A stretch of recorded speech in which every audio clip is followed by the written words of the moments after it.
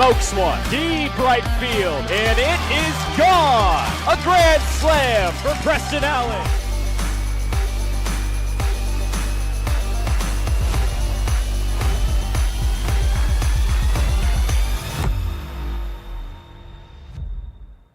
Happy Sunday and happy Father's Day, Pippins fans. I'm Harmon Johnson, your 2025 voice of the Yakima Valley Pippins, and welcome into Pippins Pregame presented by the Washington's Lottery. Well, throughout the broadcast today, you're going to see quite a few of our players sitting in this very spot where I am, talking about their dads and the impact they've had on their playing careers and their lives. But let me be the first one to wish a happy Father's Day to all of our viewers, including one special to me, my father, Dwayne Johnson, watching back in Sutherland, Nebraska. Dad, you have been one of my biggest influences throughout my life as I've gone from player to now broadcaster. You're always one of the first people that I call when something comes up, whether it's in baseball, in sports, or in life in general. The first thing I had to do when I got here was replace a fuse in my car because my taillights were out when I was driving around Yakima after our long journey out here that you accompanied me the whole way for, and you were there with me all the way, even though you're 2 hours behind and you are clear out in Nebraska. You've always been one of the biggest influences in my life, first as my father teaching me how to play the games that I now love, and then in high school as a coach, being there every step of the way to mentor me as I tried to live out my dreams of playing.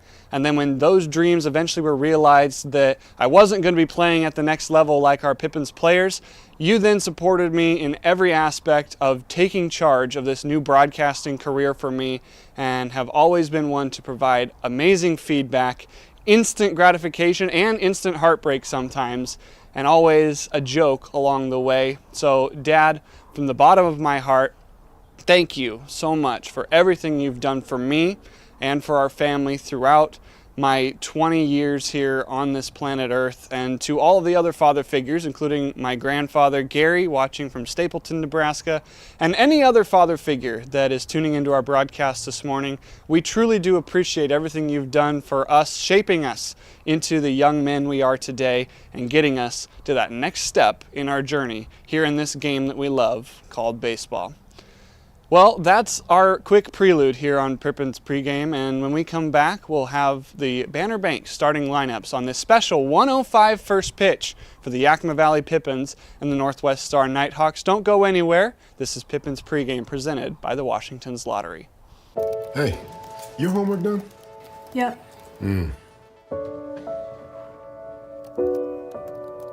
Hey, is your homework done? This kinda is homework.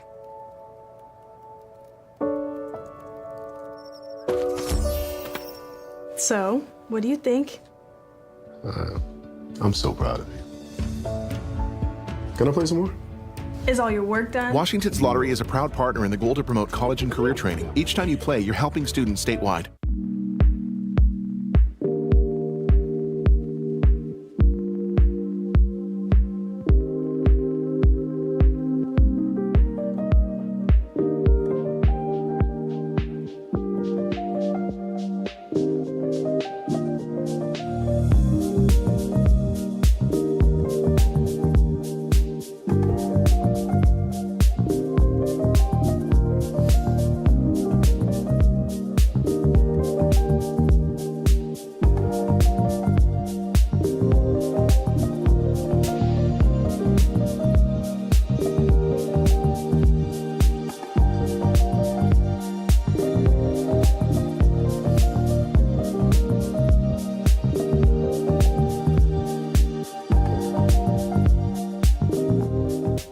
The savings continue with Bi-Mart's latest savings book. Pick up a copy from our employee owners in store today. 28-ounce Gatorades are 4 for $5. 12-ounce Red Bull drinks are 3 for $8. Get a Heinz picnic pack for $5.99. Best Way's 16-foot pool is just $329.99. And Yakima Bates Rooster Tail 6-pack is just $11.99. Plus save in the bonus zone on Werner Jerky and Dawn Dish Soap. Save store-wide through June 16th with Bi-Mart's latest savings book.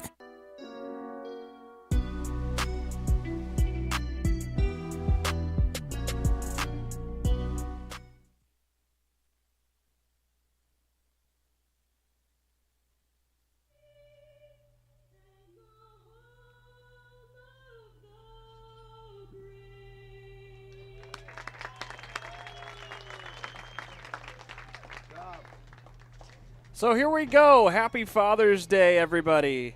Here at the Orchard, it is the Pippins and the Nighthawks in the series finale. Yakima Valley going for the sweep over their non-league opponent, the Northwest Star Nighthawks. So glad you can be with us for this earlier start here at the Orchard. I know it's been a quick turnaround for the players and the staff here, but we are ready to play some afternoon baseball on your Father's Day. Let's get your Banner Bank Yakima Valley Pippins starting lineup today, as they will be taking the field first at their home ballpark. Leading off and playing shortstop is Langan Naylor. Finley Spicer is the designated hitter today. Jake Porter is the catcher.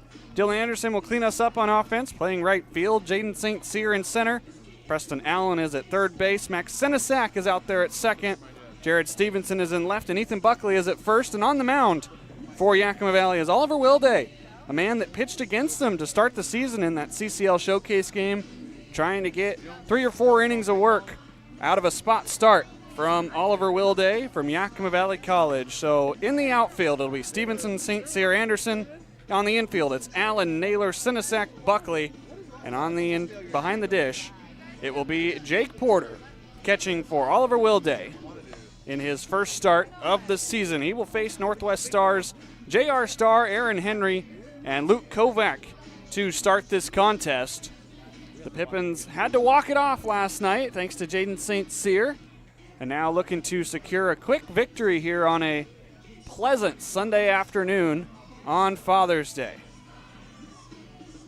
Umpiring crew tonight, Matthew DeGray is behind the dish.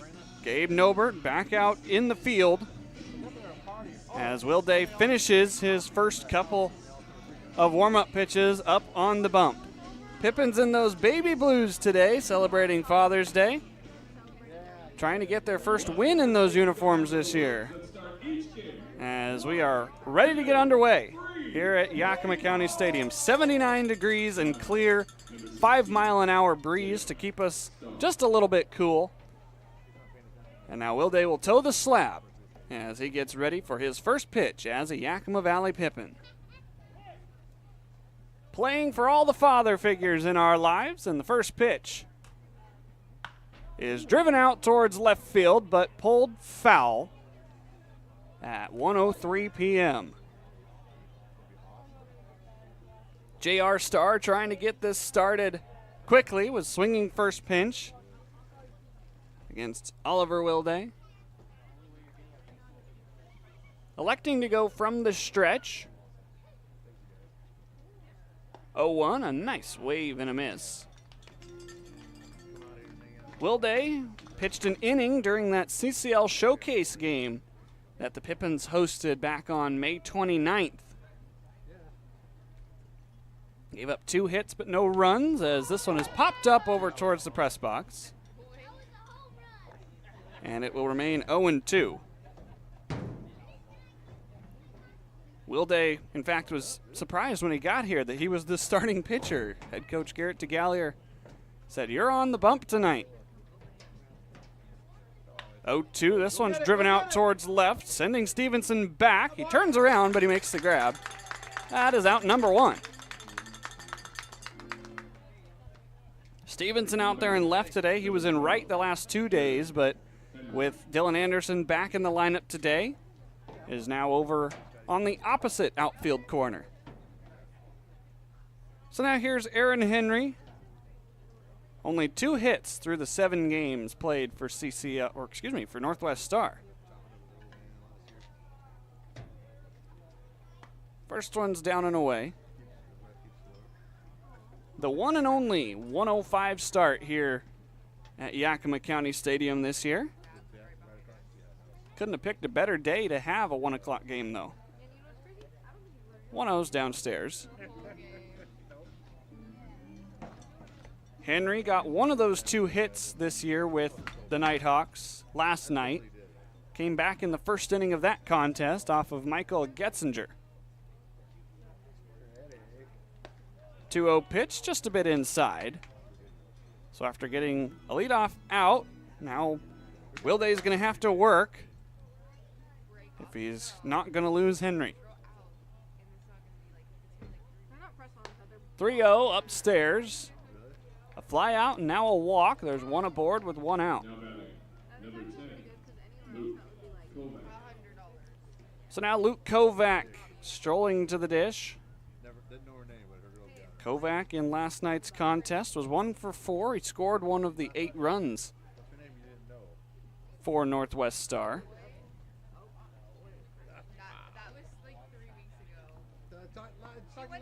First pitch right in there. Wilday ahead in the count. Well, throughout the broadcast today, you're going to hear similar messages to the one I had in the pregame.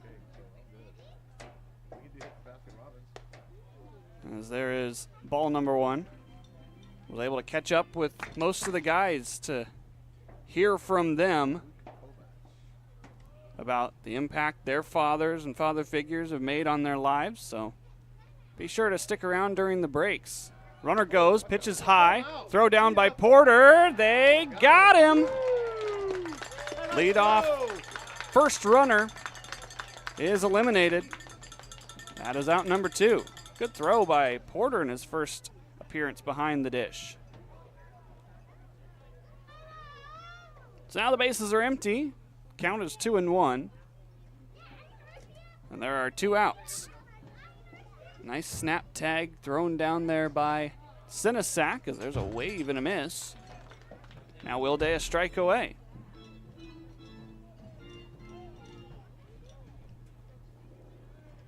See if we can pick up his first strikeout wearing that baby blue top. 2-2, that one's downstairs.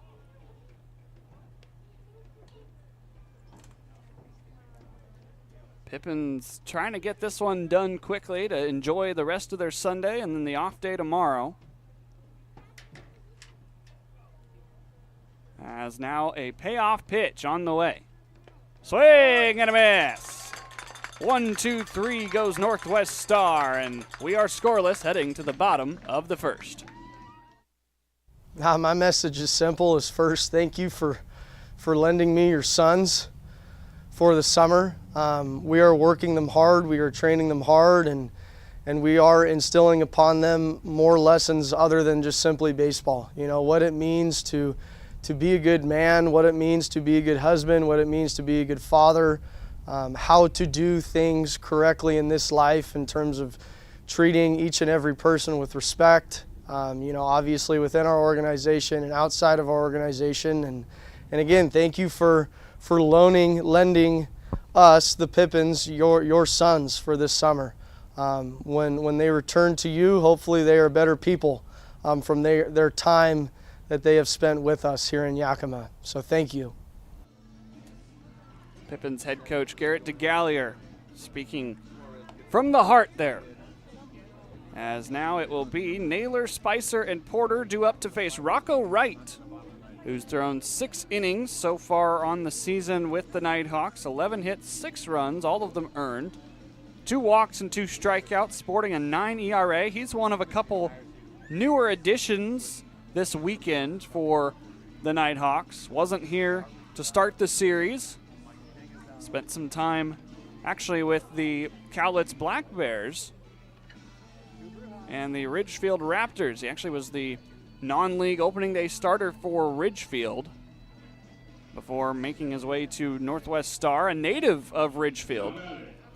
So he was starting on the high school field that he played at for 4 years. Now he's here in Yakima, ready to face Langan Naylor, who is 1 for 7 in his 2 contests with the Pippins. First pitch high and tight. On Friday night, Naylor was batting in the 9 spot. Then he moved to the leadoff last night, picked up his first hit. That pitch downstairs. So Naylor's ahead in the count, 2-0. Both starters electing to go out of the stretch as Wright misses inside. Naylor would love to take a leadoff walk. It would be his 3rd since joining Yakima Valley. There it is. Leadoff base runner aboard.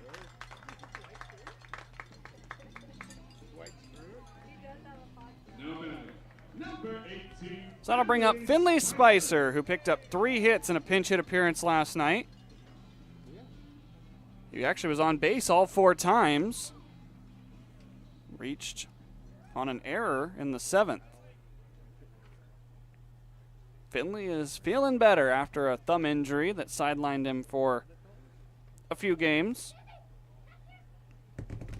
Glad that he is back in the lineup.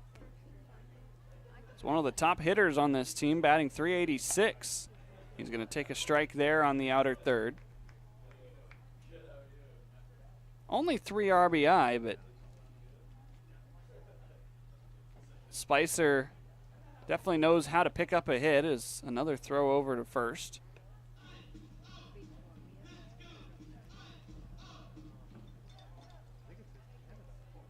The designated hitter in today's contest will play outfield as well. It's going to take a pitch high and tight. It's now 1-1. Rocco Wright hasn't really put anything close. The 1 strike call, according to TrackMan, was just off the outer edge. As another throw goes over to first base. Third attempt to try and nab Naylor.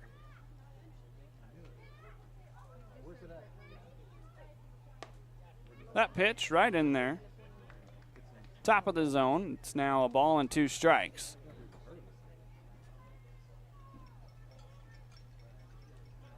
Let's see what Finley can do protecting at the plate. At first, another check over. Naylor's back in time.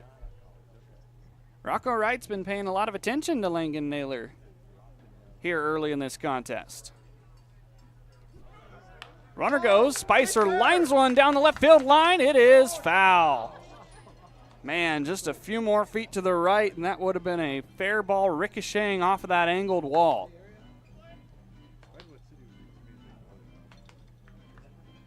Instead, we will do it again at 1-2, and Langan Naylor will have to return back to first. Finley got a pitch to hit, top of the zone, towards the middle third. Another 1-2. He doesn't bite, but it is called strike 3. That one was just a bit off the plate, but Matthew DeGray rings him up. So now here's Jake Porter, who will bat from the left side. Porter, in his 2 games with the Pippins, has scored 4 of the runs that they've put on the board this weekend. Yakima Valley had 9 on last night's game and 14 Friday night. First pitch is high and away. Porter has picked up 3 hits, 2 of them last night, but maybe none bigger than the double in the 11th inning that got him into scoring position. That allowed Jaden St. Cyr to put one on the ground after Finley Spicer advanced Porter to third on a single. Another check over of Naylor. He's been back all 5 times.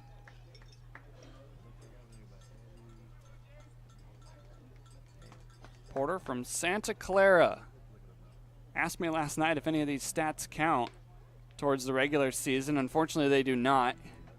The reason he asks is because he had a triple and a double in last night's contest. He'd already be on the board with 2 extra base hits. Quality innings nonetheless. Naylor's going to take off. The pitch downstairs, and Otteson behind the dish, unable to grab it. But it is ball 4, so in the end, it didn't really matter. Number 25, Dylan Anderson. So now 2 are aboard with only 1 out. And Dylan Anderson batting from that left side. Good to see Dylan back in the lineup. He's also been dealing with a few bumps and bruises, but now back in there. He's going to line one into right center field. It's going to get down for a hit. Getting the wave around third is Naylor. On his way to third is Naylor. And 1 run is across. Porter stands at third. Anderson stands at first. It's 1-0 Yakima Valley.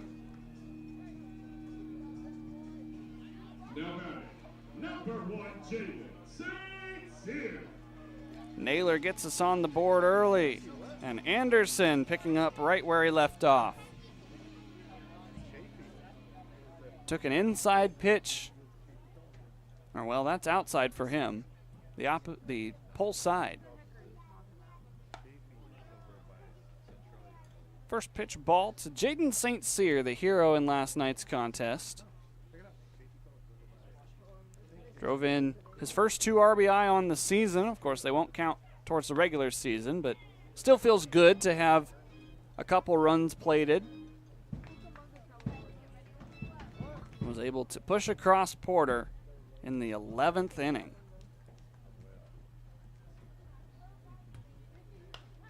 He's going to serve this one down the right field line. It's going to stay in play, but Williams is not going to get to it as it falls harmlessly in front of the bullpen. St. Cyr behind in the count, 1-2 against Rocco Wright. Gave up his 7th run on the season so far with Northwest Star. Pips are in front 1-0. St. Cyr's going to wave and miss. Add a changeup, and that is out number 2. Well, so far, Wright's had to get both outs himself. And now there's 2 down with 2 on for Preston Allen, who had a pretty good night last night. 2 for 5 and a pair of runs scored. He also reached on an error.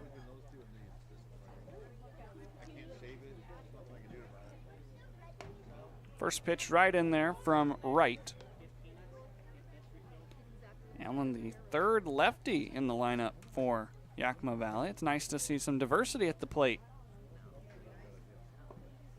After a very right-handed heavy first week of the season, it was really only Dylan Anderson for a long time consistently in the lineup that batted from the left side of the dish. Allen's going to chop one out towards second. Donovan on the hop. He throws over to first, and that retires the side.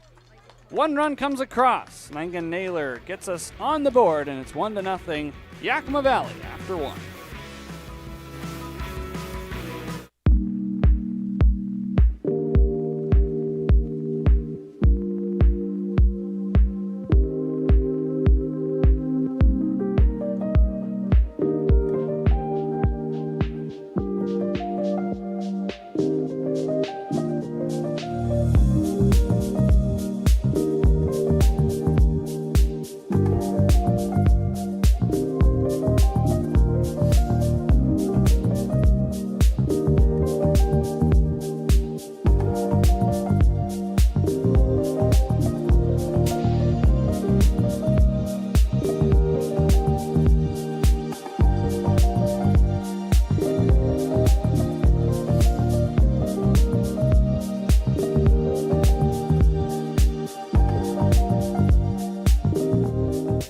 The savings continue with Bi-Mart's latest savings book. Pick up a copy from our employee owners in store today. 28-ounce Gatorades are 4 for $5.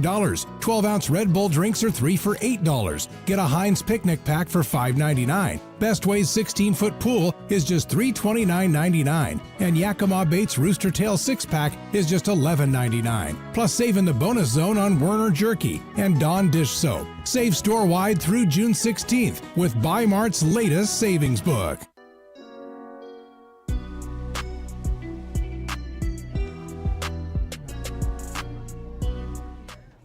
Oliver Wilday faced the minimum in that first inning despite giving up a walk. Now he'll face the middle part of the Nighthawks order. Holt Williams, Nolan Donovan, and Rylan Taguchi, who will bat 3rd in this inning, his first action. But before we get there, it's Holt Williams in his 3rd contest with Northwest Star. Williams has picked up 2 hits in his 2 contests played. Was catching the last 2 nights, now in the lineup today as the designated hitter. He's going to take the first pitch on the ground over to Allen. It bounces off the chest. Slower runner in the catcher, and they got him. Allen able to recover. That's out number 1. Well, you needed a strong throw after the bounding ball kind of got up into the chest of Allen. Take a look at this one. Able to barehand it and chuck it across. Just a half step ahead of Williams. First pitch to Nolan Donovan, called a strike.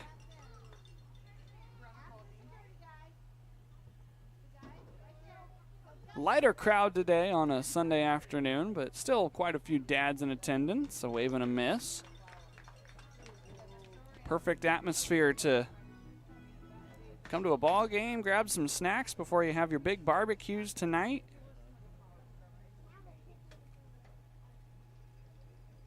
Well, day ahead in the count.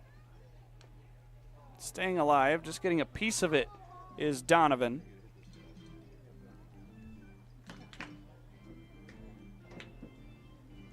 I think there's more people here tonight than there were last night, though, so that is good.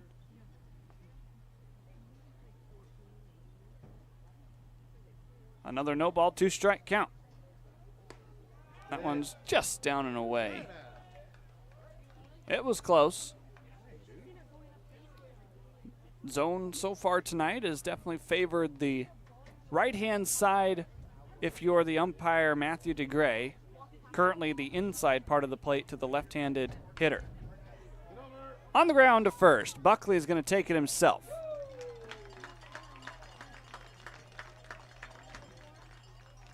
Quickly 2 away here in the second. So here is the aforementioned Rylan Taguchi. Taguchi, a switch hitter from Clark College, a native of Castle Pines, Colorado. On the season with Northwest Star, batting .143. Takes the first pitch downstairs. Taguchi only with 1 hit so far on the season and 7 trips to the plate. 1-0 outside. We were talking with the commissioner of the West Coast League, Rob Nayer, last night, and he was talking about how every ballpark now has TrackMan. I'm looking at the strike zone on a computer screen in front of me. That's why I can tell you where the tendencies have been for the called strikes. As that one's dotted on the outside. So a flip in the tendency is now, it seems like the outer part of the plate to either batter is getting called by home plate umpire Matt DeGray. And I like that. I mean, the 2-1 fouled back. You still get that human aspect of umpiring. It's not all robotic. We do have technology that can tell umpires, hey, the true strike zone is here, and you're calling it here. But it tells you how consistent they can be as a pitcher. It's got to be your best friend because you know where you can maybe steal a strike. Didn't steal a strike there. It was about the same spot as the last pitch. But the breaking ball will run the count full.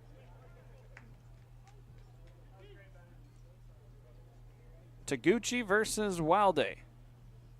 Payoff pitch. Inside. And so that's ball 4, a 2-out base runner.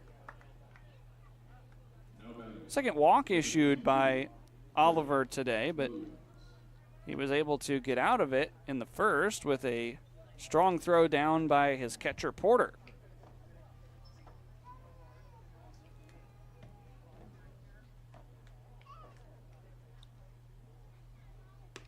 Pitch down and away. Williams on the day, 182. That's Trey Williams. Holt Williams was up earlier in the inning.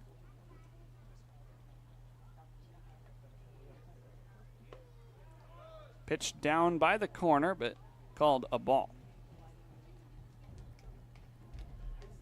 Trey's picked up 4 of his hits this year.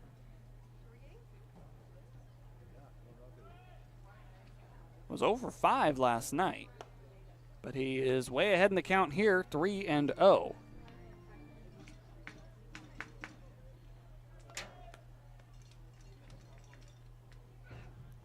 Will Day in a little bit of trouble. Nothing to be too concerned about yet. Needed a strike, and he got it. Dotted the upper corner on the outside part of the plate. See if he can battle back here. Taguchi, a short lead at first, but he will trot down to second after that pitch way outside. Back-to-back walks for Oliver Wilday. So now the catcher for Northwest Star, Jace Otteson, is going to stroll to the plate. Had to take off the shin guards. And he will get ready to hit here.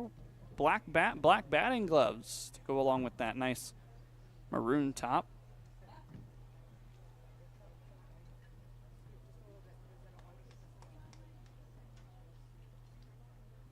First pitch upstairs. 2 runners on the base paths. A little bit of mental mind games being played with Wilday.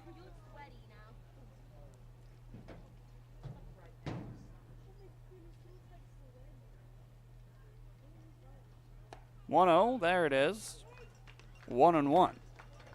Otteson on the season, batting .273 in his 5th contest with the Nighthawks.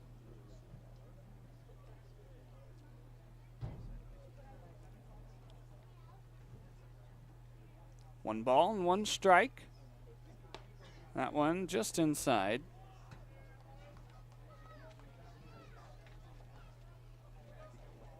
If Otteson would reach, it would load the bases for Kellen Desbians, the right fielder in today's contest. Would love to see him in the 3rd inning. There's 2 outs and a 1-2. Served foul, and now the count is even at 2 apiece.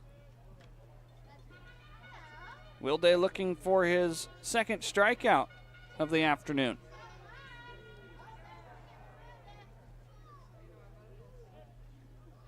He's got runners at 1st and 2nd. 2 already set down. A 2-2. That one is called. Strike 3, painted on the outer third. Back-to-back innings ending with a punch-out. And Wilday's through 2 scoreless. It's 1-0 Yakima Valley on your Father's Day.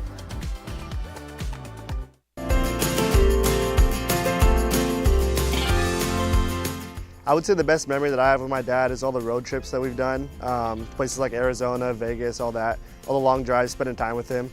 All the times we went to the batting cages, like late at night, whenever we had the chance to. I mean, he always made that a priority, just me getting as many reps as I can. And I kind of fell in love with that, just the process of, getting better with my dad, him always being there with me. Going to Cooperstown, New York when I was 12 years old for a baseball tournament. He helped coach my team, and it was seriously, that is an experience I will never forget. Just full of a lot of laughs and fun and competitiveness. He drove me out to Washington after I graduated high school. It was like a 20-hour drive, and we spent it all together. I opened up a new chapter in my life, and he was the one to bring me there. So it was really special. It was a really emotional time for me. I'm leaving my home and leaving my family, and he was the one that was, leading me down a new chapter of my life. When I was 12, I was at Cooperstown, and it was Father's Day, and it was like the first game of, the tournament, whatever, and I ended up hitting 2 home runs in that game, and it was just super awesome to just kind of see my dad's face. He's been able to be with me my whole baseball journey, and it's just awesome to see him in the stands every game.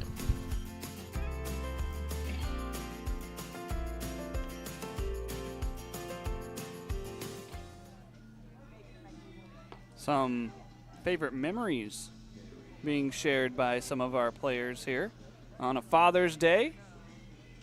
It will be 7, 8, and 9 due up for Yakima Valley in the bottom of the 2nd. I know everybody here really appreciative of all the things that our fathers and our father figures have done in our lives, myself included. As now Max Senesac will stroll to the dish for the first time. Max playing second base today. He was the catcher yesterday, and he was the designated hitter on Friday. He's going to softly ground a ball back up to short. Kovac on a hop. The throw on the run. That is out number 1. So now Jared Stevenson will make his way up to the dish. Then a sack. The slow trot back around to the third base dugout. Stevenson in his third contest with Yakima Valley. Picked up his first hit back on Friday. It was an RBI single. He was 0 for yesterday, but did score a run after walking twice and being hit by a pitch. 1-1, a wave and a miss. 78 miles an hour. Rocco Wright mixing it up against these Pippins bats.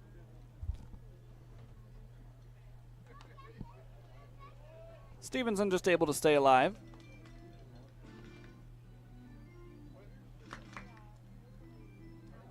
Three runs scored on the weekend for Jared, coming from Seattle U. He's going to watch that one drop below his knees. 1 ball, 2 strikes.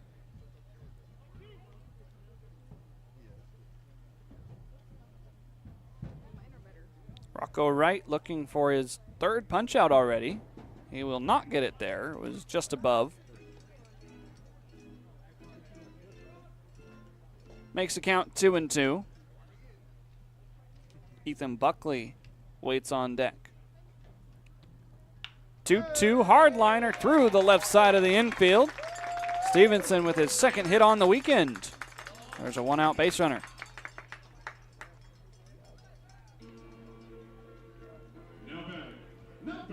Jared, a nice 90-mile-an-hour bouncer through the left side.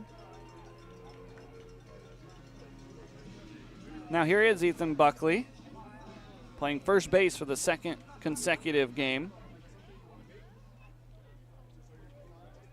We'll see if Stevenson goes in motion. He did steal a bag last night. Buckley's going to pop a bunt up, and it will land into the netting. Errant throw back to the mound by home plate umpire Matthew DeGray. We'll see if Buckley is still trying to bunt. Pippins love their small ball in these 1-out and no-out runner-at-first situations. We've seen them execute quite a bit. As head coach Garrett DeGallier, the son of Jeff, in his first season managing the Pips. Buckley does square to bunt. He's going to get it down. The pitcher right covers. And that is out number 1. Successful sacrifice for Ethan Buckley. So now the top of the lineup is back to the plate as now Langan Naylor, the son of Mike, is going to step in for his second trip. Langan, one of our new additions the last couple of days. Wave and a miss at the first pitch. Old school style. He's got no batting gloves. He's got the long sleeves on here on a 80-degree day. Pitch high and tight, and he plays shortstop, so you know that he is a tough baseball player. 6-0, 155, as this pitch is kept in front by Addison. Could use with a few more pounds on him, but a very sure-handed defensive shortstop. He's also contributed with 3 walks and a hit, scoring 5 times. 2-1. This one's on the ground over to short. Kovac up with it. The throw hops over the first baseman, Williams, and the second run of the ball game will score. Stevenson around from second, and Langan Naylor plates 1. number 18, Finley Spicer. They did rule that an error. First error of the game for Northwest Star.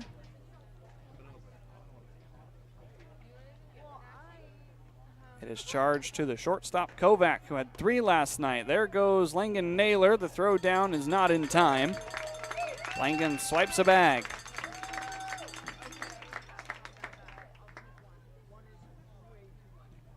First pitch was outside as well to Finley Spicer, so he's ahead in the count.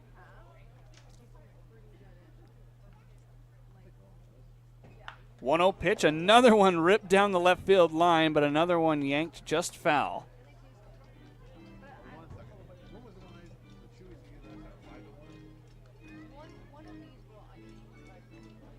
Finley's gotten in front of a couple of pitches that would have been gone had he kept them fair. 1-1, fouls it back. We've seen Finley hit them towards the wall in batting practice. Has not had anything go over the wall yet. 1-2 is popped up on the infield. Third baseman Taguchi fighting the sun, but he will make the grab. And that retires the side, but another run comes across. It's 2-0 Yakima Valley after 2 here at the Orchard. I love coming in here. Everybody is always super welcoming. They always greet me by name. You can tell that everyone here actually likes working here. My favorite thing about Walla Walla Orthodontics is how nice the staff are. They're funny, fun, and they're helpful. I had what was called 3D braces. They were the same color as my teeth. People would say, "Oh, you have braces?" They didn't even know that I had braces. I highly recommend this orthodontist office.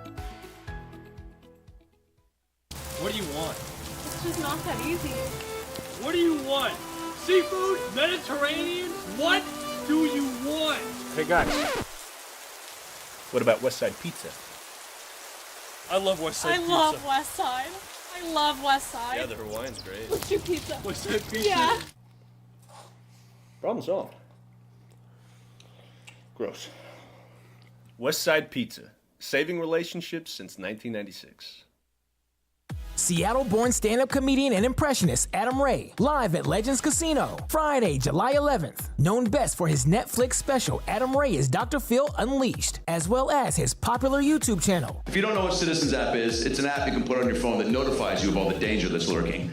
That sounds like fun. Yeah, there's a lot of people cooking for Cocoa Puffs right outside your door. Tickets on sale now at Ticketmaster.com and Legends Gift Shop. Don't miss Adam Ray, live on July 11th at Legends Casino in Toppenish.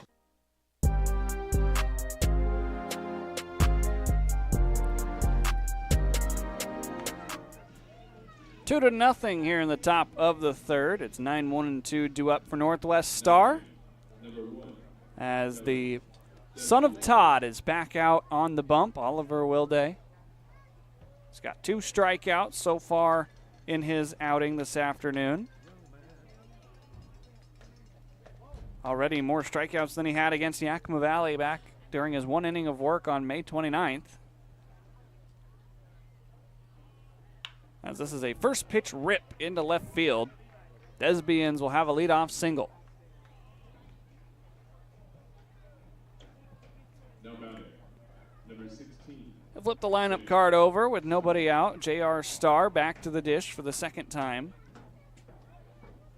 Flew out to start the game.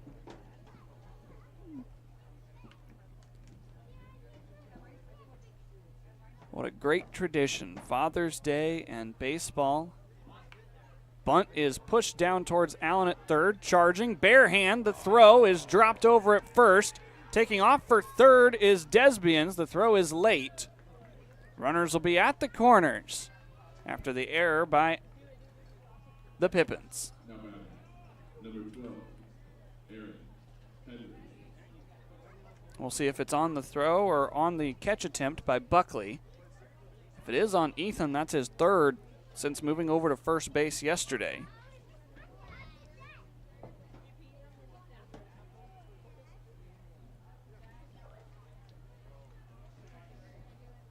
The corners will play in, middle infield ready to turn a double play with a 2-run lead. They'll sacrifice the run as it's a wave and a miss by Aaron Henry. They're actually going to give J.R. Starr a single to get him on base.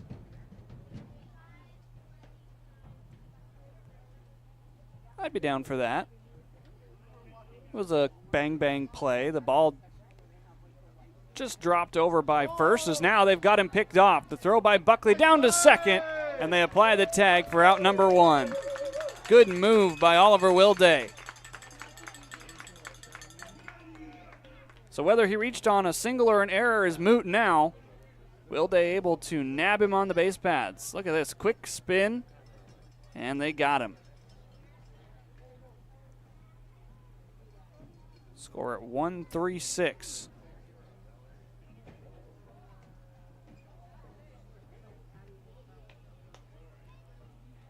It's now a runner at third and 1 out. The count is now 1-1.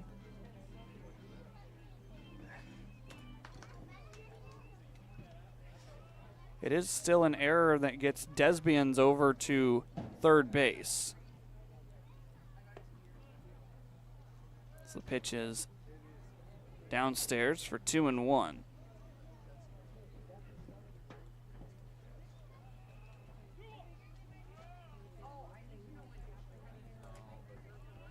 Wilday got a gift thanks to a good pickoff move, and now the 2-1 is just outside.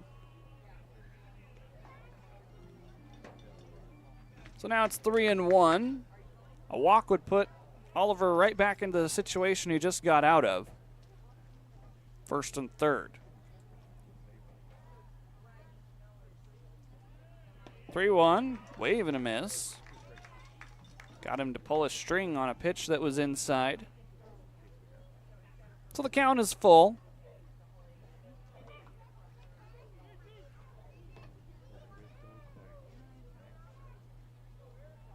As now, here we go with the payoff pitch. Swing and a miss. Way to come back in that at-bat. Down 3-1, and he gets his third strikeout. Now batting, number 10, Luke Kovac. So now Luke Kovac will try and push across a 2-out run. Oliver Wilday has other plans. Good first pitch, wave, and a miss.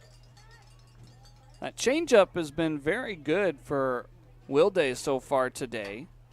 Back-to-back pitches. First 83, and then he really took some off at 75, and then he fires a fastball in at 85. That's fouled off by Kovac. Really working the difference in velocity to try and fool these Nighthawk hitters. Runner at third, there's 2 outs. And Wilday, 0-2 pitch. Fouled it off. Just able to get a piece of it was Luke Kovac. The pitch was hittable down near the bottom of the zone.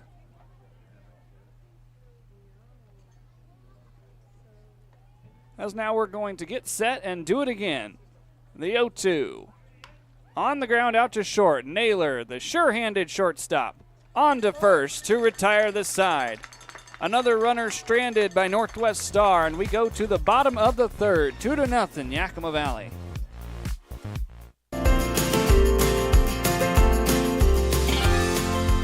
His 50th birthday, we went to Alaska. We went to Homer, Alaska for a fishing trip with all of our family. We went out to go watch bear watching. We went out to go kayaking in Glacier Lakes, and it was a massive fishing trip that I absolutely loved. He's always teaching me how to barbecue things, and it's just a good time, man, and I learn a lot from him.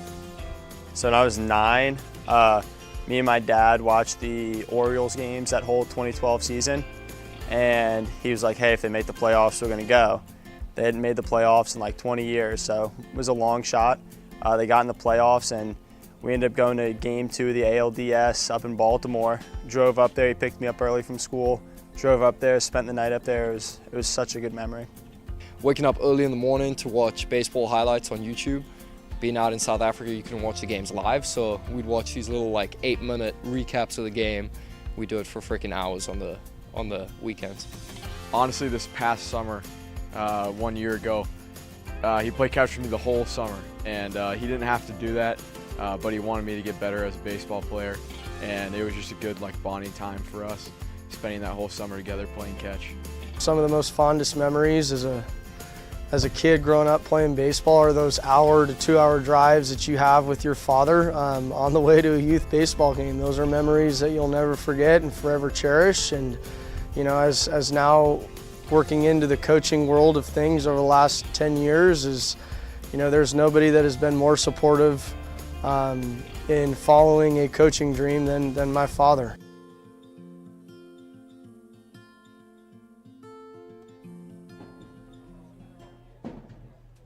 Jake Porter is the first man to hit here in the third. Walked back in the first inning, was left stranded at third base. Jake, the son of Chris, spelled K-R-I-S. A warm welcome to him as he serves one into left field. Going the opposite way is Jake. And there's a leadoff hit here in the third. Number 25, Dylan Anderson. Gonna bring up Dylan Anderson, the son of Adam. So thankful for all the fathers that helped shape these young baseball players to get them to where they are today, so that we have a chance to watch them play here on a Sunday afternoon. Anderson's going to square to bunt, but it will go foul. When I was talking with the players, many of them saying that their dad, their biggest fan, their biggest supporter, sometimes their first coach, sometimes their only coach. But any way that it shakes out, as a close play and out at first is Jake Porter. He was leaning the wrong way. Rocco Wright takes advantage.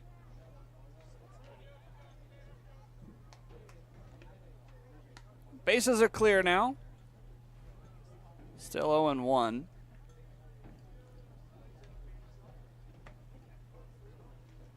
Dylan Anderson singled and drove in a run back in the first as he's going to serve one opposite field. This one's tailing away from Henry out and left, and Anderson will motor into second with a one-out double. That ball just kept turning and turning towards that left field pole. And so it's the second hit of the inning. And that'll set the table for Jaden St. Cyr. Jaden, the son of Jason, getting ready for his second plate appearance after striking out back in the first. Man in scoring position, trying to keep the average up. Pippins scored 2 in the first 2 as St. Cyr is going to be plunked. Pitch came too far inside, and that got St. Cyr. So it'll be 2 aboard. And Preston Allen, the son of David.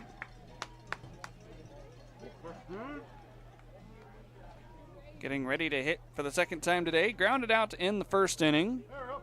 He's got traffic on the base paths here in the second. First pitch stays upstairs.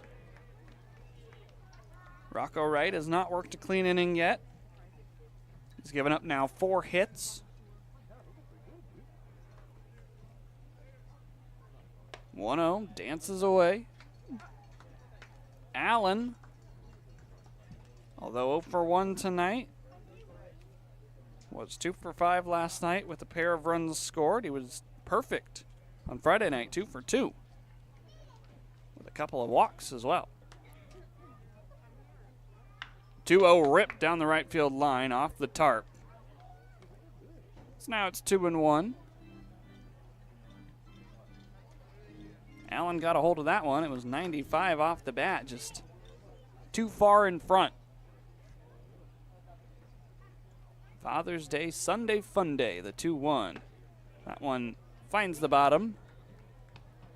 Evens the count at 2-2. Can't wait to see the kids and the dads run the bases after this game.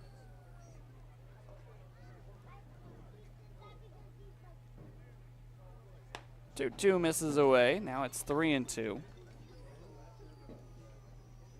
Wright in danger of walking the bases full with less than 2 outs.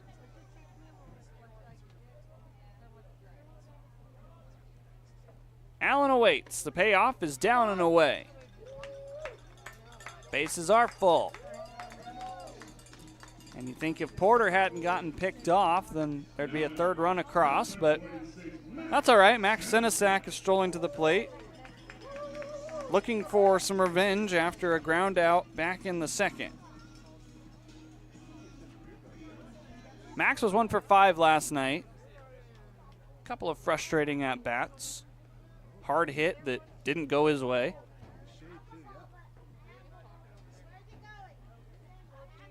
As now the corner infield will play in against Senesac, who takes ball 1. Pitch was right around the bottom of the zone.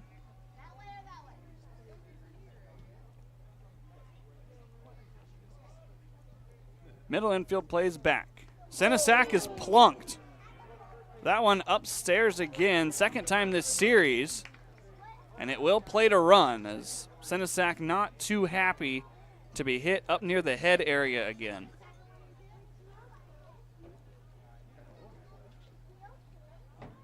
Certainly the last thing the Pippins want is somebody entering any sort of concussion protocol or injury protocol after a hit by pitch. That'll send Audison out to try and calm down his pitcher. You just saw that pitch there, just came up near the back between the shoulder areas. Number 9, Jared Stevenson. As now Jared Stevenson, the son of Craig, bats with the bases loaded. One noticeable change for the Pippins on offense, it is Coach DeGallier down at third base in the coach's box. Typically that is Coach Eddie Kribbe, but spending the Father's Day not at the ballpark as there's strike 1. Hope he's watching. I guess I don't know. I didn't see if he came in late. He wasn't down there about an hour before the game. But if you're watching Coach Kribbe, we've got a 3-0 lead and the bases are loaded. Stevenson's trying to bunt, but the count is now 1-1. Coach Alvarado's back out at first base. The first base coach on the road. Sometimes he will trade duties with Mark Grange, the bench coach and team chaplain, when we're at home. But Coach Alvarado, after an illness earlier this weekend that kept him away from the ballpark Friday, he's back out there wearing stirrups underneath those long pants. I know he is. 2-1 misses inside. A former pitcher and the current pitching coach for Yakima Valley. Old habits die hard. Maybe some superstition as well from Coach Alvarado. A couple of wind gusts kicking up here at the ballpark. The 3-1. That one's upstairs. Stevenson will draw a bases loaded walk to score the 4th run of the ball game.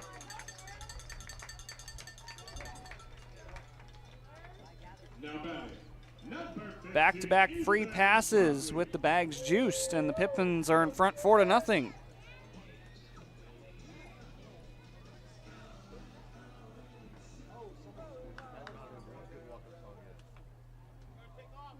Everybody moves up 90 feet. It's now Preston Allen at third, Senesac standing at second.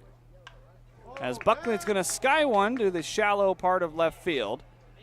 Tagging at third is Allen. He is going to head to home. Everybody else stays put. It's a sacrifice fly for Ethan Buckley to make it 5-0.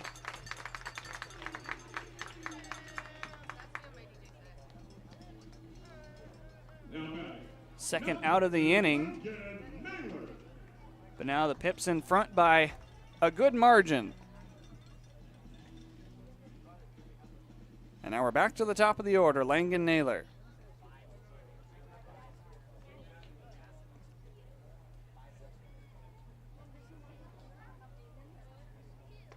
First pitch inside to Langen. Pippins 5 runs on 4 hits.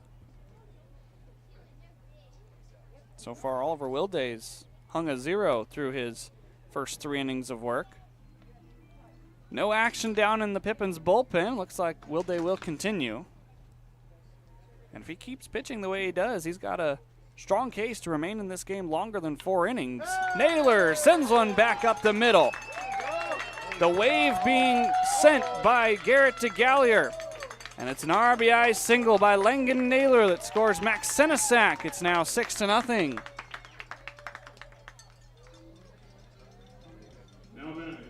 Number 18. First hit of the night for Langen Naylor. Moving from first to third is Jared Stevenson.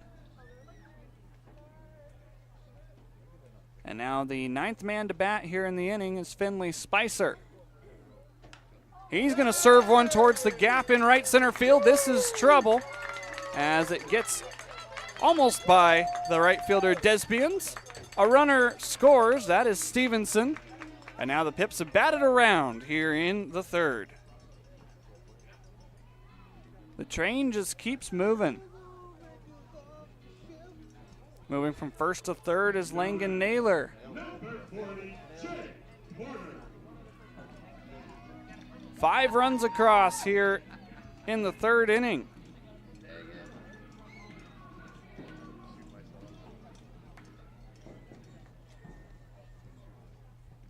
Now let's see what Jake Porter can do here in the 3rd. He started the inning off with a single but was picked off. That was the first out.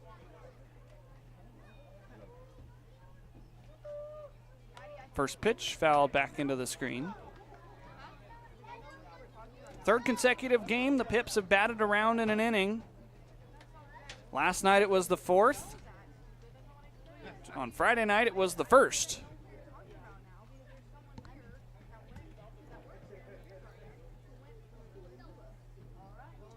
Rocco Wright trying to get out of this 3rd inning. Porter's going to send one out towards left. And the catch will be made by Henry. 10 men come to the plate. Porter starts and ends the inning. And it's 7-0, Yakima Valley going to the middle. The Coliseum in Rome had their gladiator games, but it can't compete with Legends Casino Hotel's Coliseum of Cash. During our Summer of Games Thursday drawings in June, we're giving away over $77,000 in cash, plus a new Kawasaki side-by-side. Just use your Legends Rewards card to earn entries. Who needs Roman chariot races when you can leave them all in the dust in a Kawasaki side-by-side? All hail Legends Casino Hotel in June, and let this Summer of Games begin. At Cascade Natural Gas, we help smart businesses cover their bases. Old, new, and in between. No matter the age of your building, they all benefit from energy-efficient choices. Cascade Natural Gas offers a long list of incentives for energy-efficient upgrades. Upgrades that save your business money every day. Become one of the many Cascade business owners benefiting from the quality, comfort, and savings of energy-efficient upgrades. Join Team Energy Efficiency and take advantage of rebates from Cascade Natural Gas. Hey, your homework done? Yep.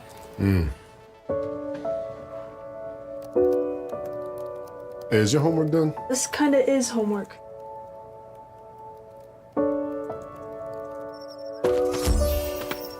So, what do you think? I'm so proud of you. Can I play some more? Is all your work done? Washington's Lottery is a proud partner in the goal to promote college and career training. Each time you play, you're helping students statewide.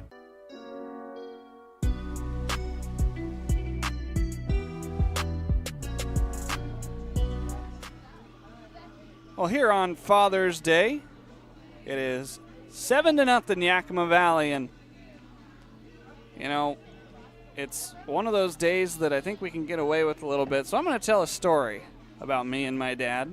It has to do with baseball. Don't worry about it, and we're still going to pay attention to the game. It's 4, 5, and 6-2 up for Northwest Star. We lived about 3.5 hours from Coors Field in Denver. And one of my best baseball memories I think I have with my dad was during a series in, I think it was late July, up in Colorado. The Atlanta Braves, who I cheer for, were playing in Coors Field, and all of my family was kind of sick earlier in the week. It's 2-0 to Holt Williams. And I was just getting over the sickness. My dad was feeling better, and we were looking around, and I was just scrounging for, random ticket prices to see if maybe we could make the day trip out to Colorado. There's a ground ball out to Naylor at short. That's out number 1. And we found actually some row 1 tickets for a pretty good price on the Atlanta Braves side of Coors Field. And after a few minutes of pleading and deciding that, yeah, we both feel good enough for the trip, we finally caved in, bought the tickets. It was a Saturday morning, and so the game was a night game on Saturday and then a day game on Sunday. First pitch to Nolan Donovan is downstairs. And when we got the tickets, we decided, you know what? We don't need to pay for a hotel. It's going to be a quick turnaround. There's a strike. And so me and my dad just hopped in the van, grabbed a couple blankets and pillows, and went to Coors Field. We enjoyed the Braves game that night and then found a safe place to stay, taking a quick nap in the van because we got up early enough the next day to get some breakfast in Denver. And we actually got to the ballpark, I believe, my memory serves me right, it was about 4 hours before the game started. So it would be 2 hours before the gates open. And I remember I had 2 Major League Baseballs, both of them brand new, fresh in the package that I was going to have players sign, but we both had our gloves and no game balls that we had previously used, as there's a 1-out walk to Nolan Donovan. And so, reluctantly, I dug out one of the Major League Baseballs, and for about probably 45 minutes, my dad and I played catch in the parking lot of Coors Field. We were there so early that the parking attendants weren't even there. We didn't have to pay for parking. And then we walked around the stadium for the next hour to kind of see the sights. We'd been to Coors Field before, but it was a down and back trip, and we got there right as gates opened, so we didn't really have time to see the sights of Blake Street down there in Denver. Then we got in. It was a giveaway day and a nice afternoon game. This is a slow dribbler towards the middle of the diamond. Allen's going to come up with it. He throws on to first. Good play by Preston for the second out. Advancing to second is Nolan Donovan. I'll just remember that for the rest of my life. Let's take a quick look at that play by Preston. Didn't really have a chance to be fielded by anybody but Allen. His momentum was taking him on to first. That's a good play by Preston. But Dad, if you're watching, I just hope you know how appreciative I am of quick decisions like that to spend some extra money. And whoa, that one's right into the dugout. Trey Williams just sent a foul ball right past his head coach, Rocco. It's 0-1. But like I was saying, just how appreciative I am of those last-minute decisions to make some memories at the Major League ballpark. It's not the first time that I've convinced him to go to a baseball game earlier than we were planning to either. It's 1-1 strike to Trey Williams. That one just outside. Porter tried to bring it back. Some of the players I talked to shared similar stories of getting out of class early to go to a ball game with their dad or to go to some other event. The long hours spent in the car. Counts even now 2-2. For any father figure or father watching, just know how appreciative we all are of the sacrifices and the dedication you make to our lives. Will Day ready with the 2-2. This is skied foul and out of play. Right into one of the sun banners. Probably won't need those today. won't have very many shadows on the field at all. We are just over an hour into this contest here in the 4th inning. 2-2 downstairs. Good block by Porter.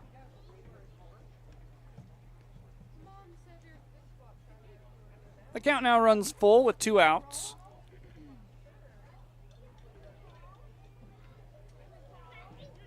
Wilde looking for his 4th strikeout. Check of the runner, and now a payoff. Staying alive, Trey Williams. Trey so far today has walked. Was stranded at first base back in the 2nd inning. Let's see if Oliver can send him back to the dugout. Another payoff. Swing and a miss. 4th strikeout for Oliver Wilde. And that will retire this side. We go to the bottom of the 4th. It's 7-0 Yakima Valley.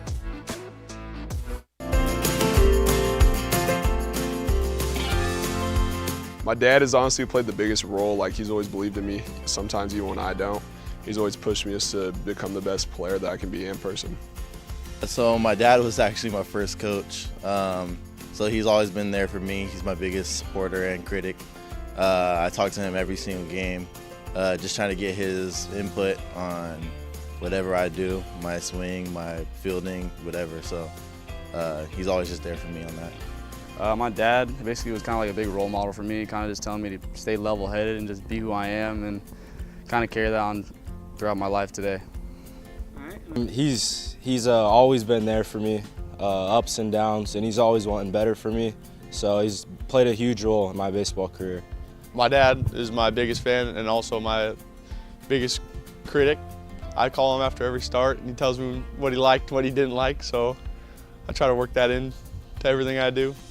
He played a huge role, along with watching baseball in the mornings. Probably the other favorite thing I did with my dad is we'd just go to the batting cage every day.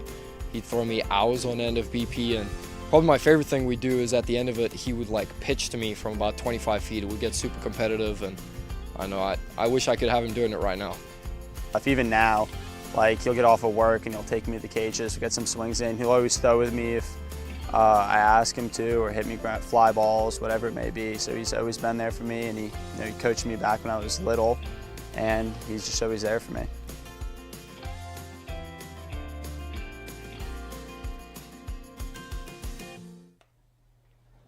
First pitch to Dylan Anderson is outside here in the bottom of the 4th inning. On your Father's Day, you just heard from some of our players on how their dads helped them grow in their baseball careers. Certainly, I know my dad at least was someone who was always willing to throw some BP when we were near the cage or play catch if his arm wasn't too tired. As Anderson's going to rip one towards the corner. It's going to get down for a single. It's bobbled out there by the right fielder Desbians, and then it pops out of play. It's a single and an error. As now, there's a man at second base.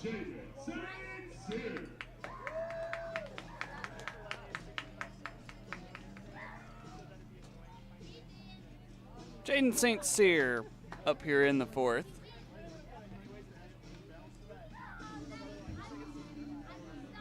Well, they do put the ground rule in effect. Ground rule double.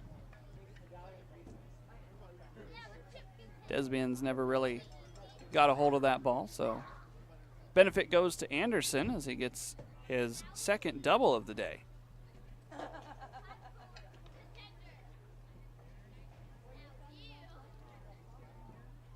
Pippins trying to add on to a 7-0 lead here on Father's Day. Some of these players were coached by their dads.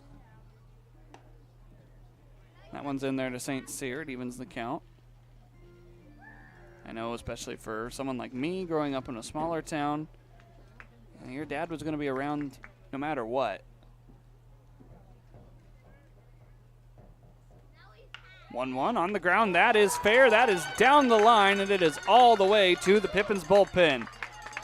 Anderson scores standing up, and St. Cyr has an RBI double.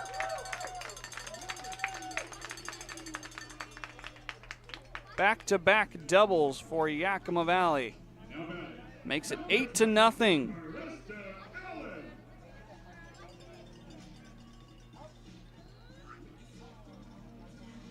So now Preston Allen will stroll to the dish. Walked and grounded out. He scored one of the 5 runs that came across in the 3rd inning.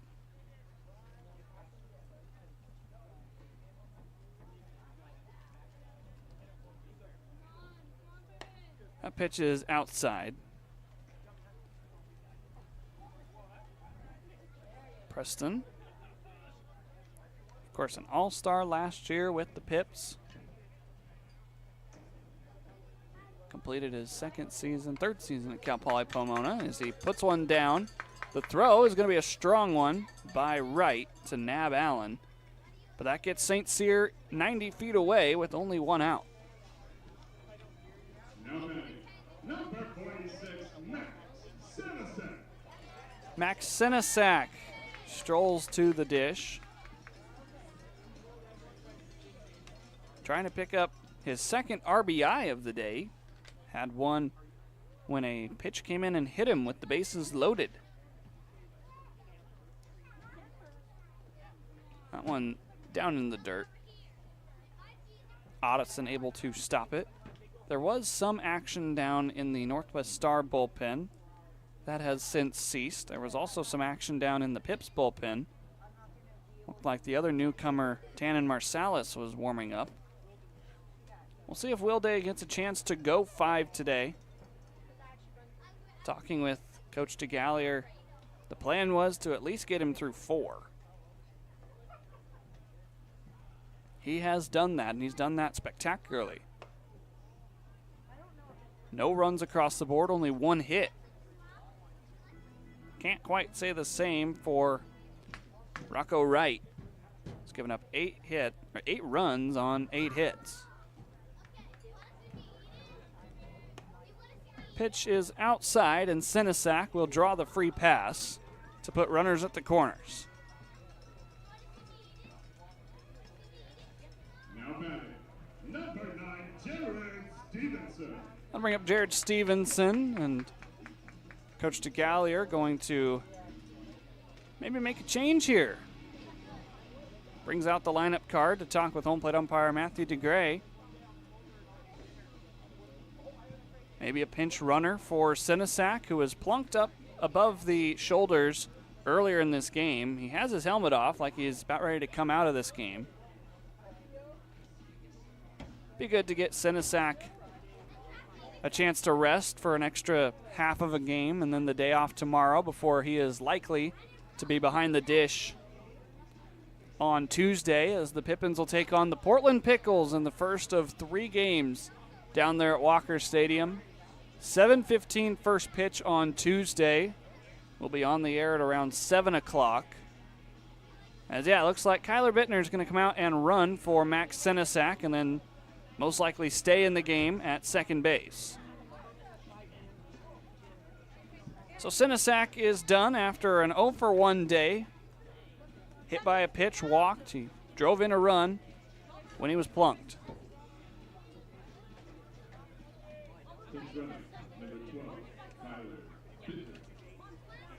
So Bittner will pinch run.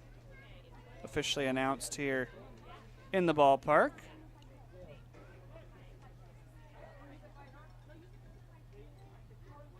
First pitch now to Stevenson is between the legs of the catcher, Otteson. He has no idea where it is. And a run will score. St. Cyr with some heads-up base running to plate the 9th run here in the 4th.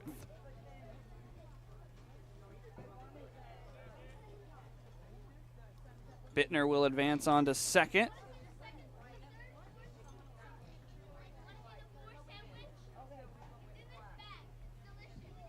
So now it's a runner at second and 1 out as Stevenson will take a ball down and in. Rocco Wright out there on an island. Giving up 9 runs. And a shorthanded Northwest Star Nighthawks staff. 2-0, there's a strike. Here on a Sunday afternoon for Father's Day.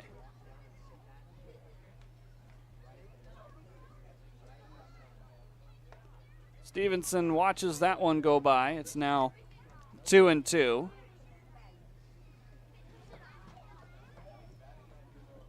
Trying to fight back. 1 run, 2 runs across here in the 4th. That pitch unable to be brought back by Addison. It's now a full count. Well, there are a couple of games going on right now in the West Coast League. But first, the payoff is on the ground past Garrett DeGallier over at third. Bottom of the 6th inning, Kamloops is leading Edmonton 7-3. In the top of the 4th, Bellingham on the road over Victoria 3-1. Kyler Bittner's going to take off for third. This is a soft liner into left field. Bittner will make sure it gets down, and he will score standing up. RBI single for Jared Stevenson, and the Pippins have played at 10.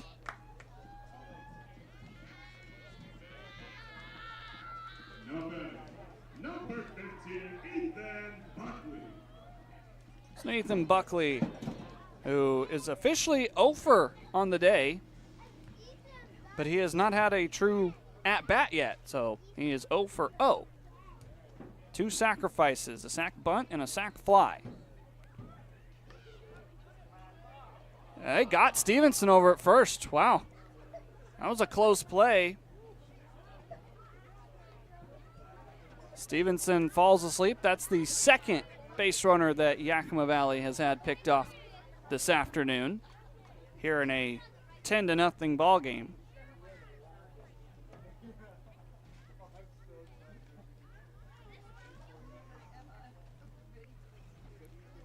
So now 2 are out, and Buckley at the dish. He's going to sky this one way foul down the left side.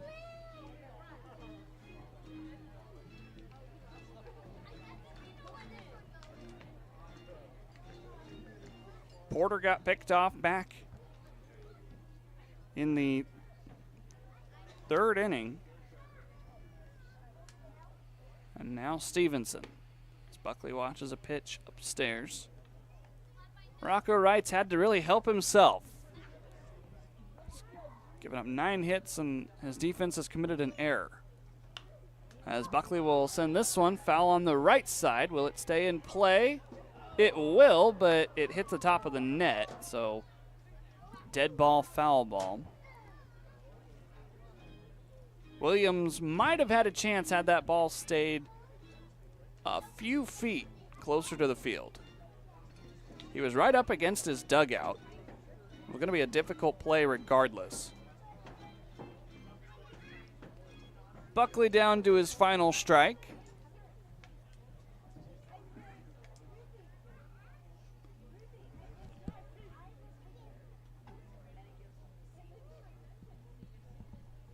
The 1-2. Staying alive is Ethan Buckley. Pitch made it all the way back to the home plate area. Let's take a look at that. Close foul ball. It was right up against that screen. A 1-2. This one's back towards the press box, off the roof. Man, we were close last night, close again tonight. Buckley had thrown the bat back to the backstop. Maybe needs a little more sticky.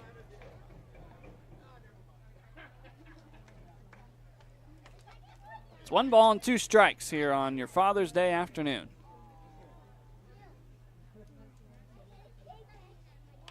Buckley sends one past the outstretched arm of Donovan at second. And the lineup card will flip over yet again after the 2-out single by Ethan Buckley. Now batting, number 2, Langan Naylor. Langan Naylor back up for the 4th time here in the 4th inning. a single, an error, and a walk. He's been on all 3 times. First pitch fouls it into the mitt. That makes it 0-1.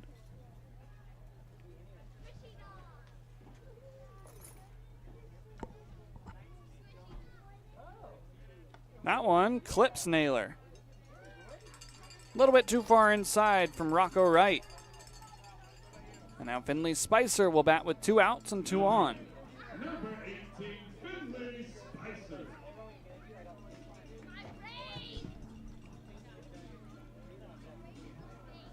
Finley on the day is 1 for 3. Had an RBI single back in the 3rd.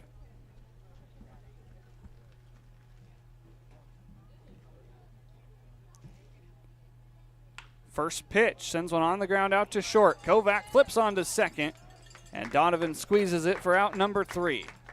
The Pippins plate 3 more. It's now 10-0 Yakima Valley heading to the 5th.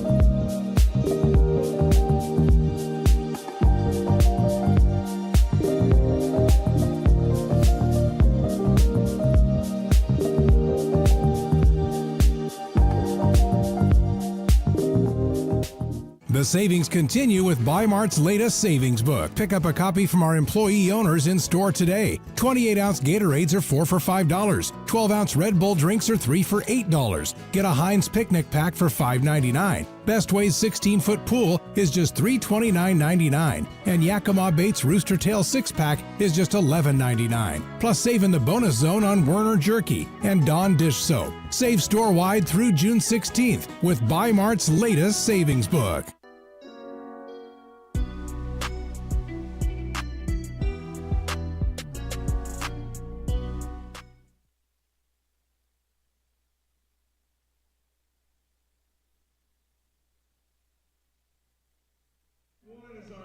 New pitcher on the mound for the Yakima Valley Pippins. It is Tannen Marsalis. Oliver Wilday goes 4 innings, gives up only 1 hit, no runs, a couple of walks. In fact, there were 4 walks, but he also had 4 strikeouts.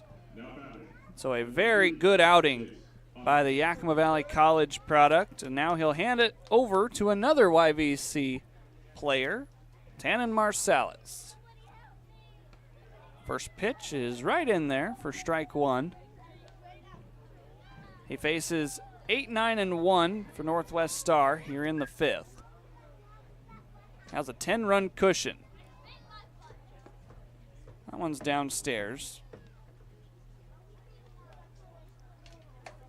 Wilday able to save 4 innings for the Pippins bullpen in his first start. So that's a foul ball back to the screen by Otteson. The fresh arm able to do his job. Now he hands it off to Marsalis, who is in the same situation. Just pitch as long as you can, giving the Pippins a chance to win this game. Marsalis going to be expected to go around 2 innings today in his first appearance with Yakima Valley, as he's in a full count to Jace Otteson, who struck out back in the 2nd inning to end that frame. Marsalis' 3-2 is off the screen.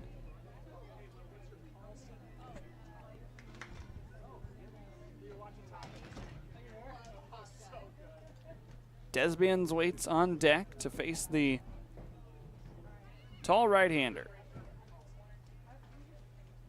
Payoff pitch is spoiled foul.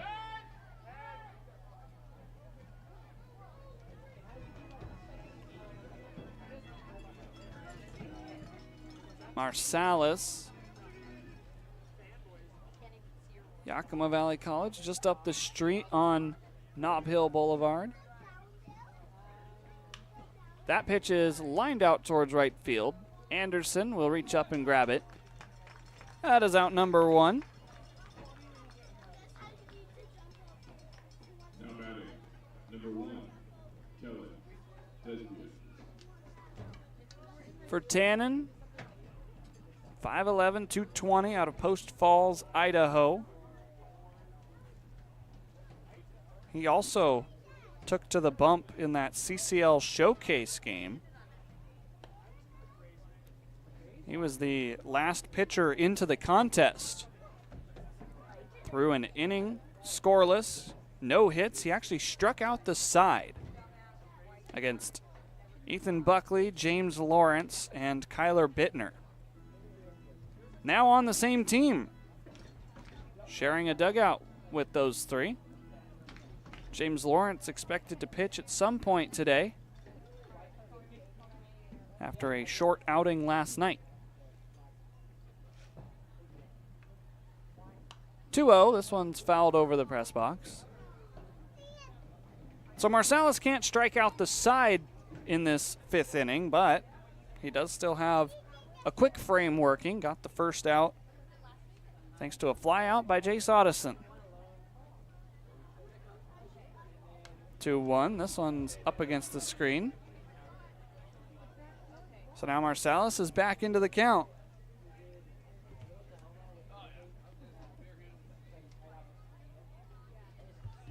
From the windup, a 2-2 on the ground foul. Pippins dugout will gather that one.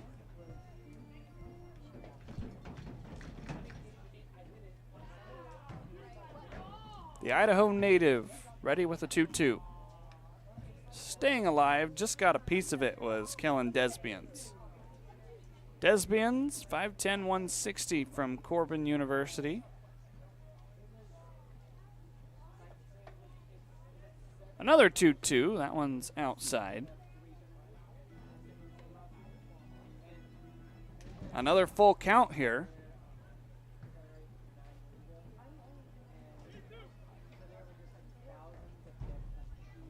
The payoff.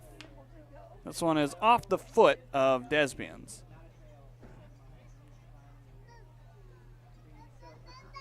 A fresh supply of baseballs brought out to Matthew DeGray gives the right-handed batter a chance to catch his breath. Top of the order waits on deck for Northwest Star. Another payoff. This is a line drive into center field. St. Cyr's not going to get there. And it is a one-out hit by Kellen Desbians, his 2nd of the afternoon. Now batting, number 16, J.R. Star. So J.R. Star will bat with a man aboard again. That last happened in the 3rd inning. He would single and get Desbians all the way to 3rd, but then get picked off trying to steal second base.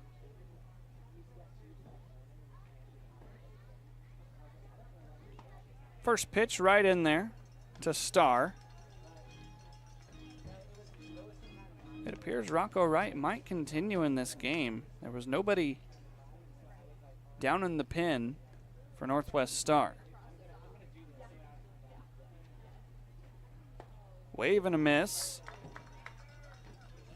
Marsalis way ahead in the count here, 0-2.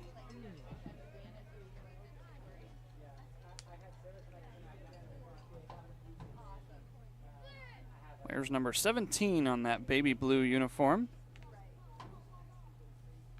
The 0-2, that one's fouled back.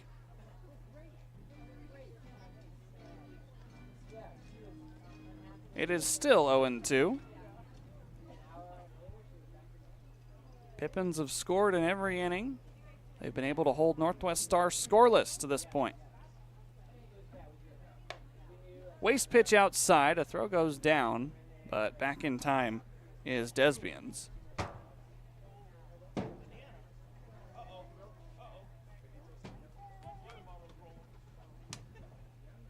The count now 1 ball and 2 strikes. righty-righty matchup. This one is yanked foul. Pippins bullpen will hand that off as a souvenir.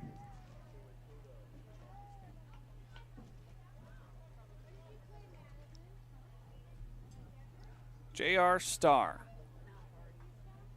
wearing number 16 for the Nighthawks. 1-2 pitch is outside.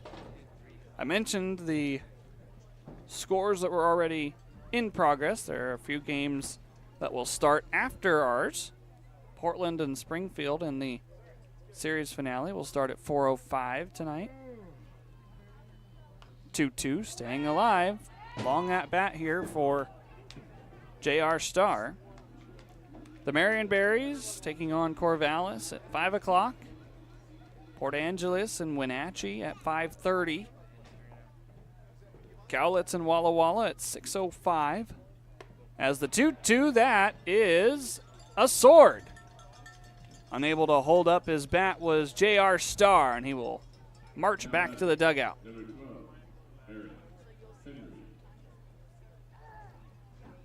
Got him to commit. Now Aaron Henry bats with 2 outs and a man at first. The other 2 games that will get going, Nanaimo and Kelowna. And it looks like Marion and Corvallis are potentially playing a doubleheader, or that might just be a point streak thing. Nope, there are 2 games on the schedule today. 5:05 and a 7:30. It's going to be a late night there in Corvallis. This is ripped down the right field line, and this has no doubt about it. It is gone. Aaron Henry slugging it like Henry Aaron. And it's 10-2. Northwest Star is on the board.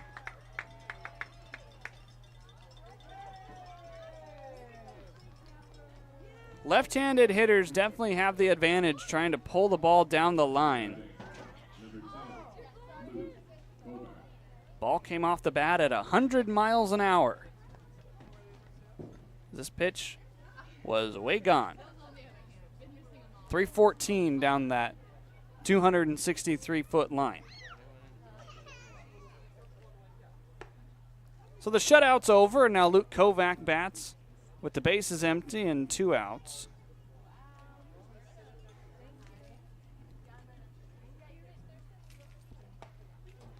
Going around is Kovac.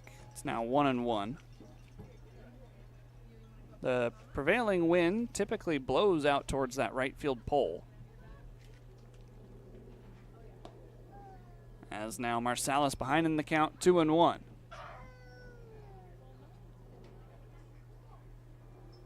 .100 off the bat, 314 feet.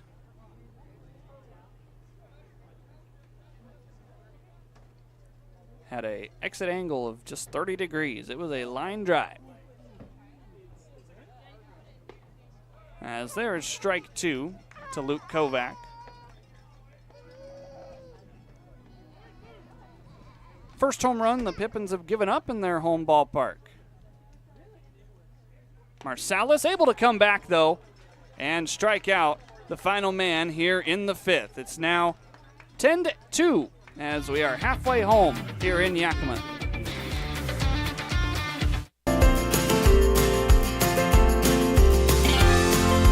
He's never played baseball before. He was a hockey guy, grew up in Minnesota. He played till maybe middle school, knocked out his front 2 teeth, and decided that acting and performing was the route for him. So the big role that he played was he was always the most supportive person in my corner. I'd always love going out to him, talking to him pregame, postgame about what I can do. And the biggest thing that he did for me is he let me be myself and develop on my own. It was never pushed on me. So everything that I do on the field is all genuine. It was never something that was coached into me. And all the time that I spent outside training for baseball has all come from the love that he gave to me and my sense of just going forward and doing what I want to do.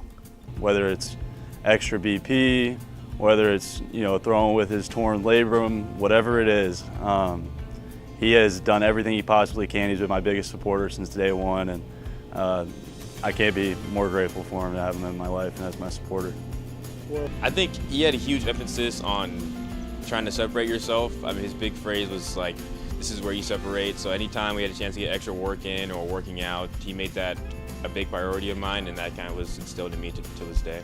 My dad has done pretty much everything and anything to get me where I am, and I'm so grateful.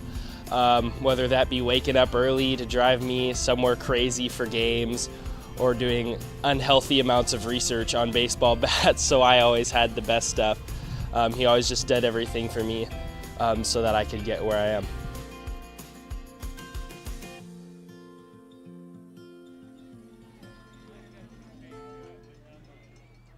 Well, Northwest Star was able to get back on the board after a 2-run home run by Aaron Henry that traveled 314 feet down the right field line. And now Jake Porter will be the first man here, sending one the opposite way towards the banners in left. It's 0-1. Porter is 1 for 2 tonight, or this afternoon rather. Was picked off back in the third, walked in the first. Rocco Wright is still out there here for the bottom of the fifth.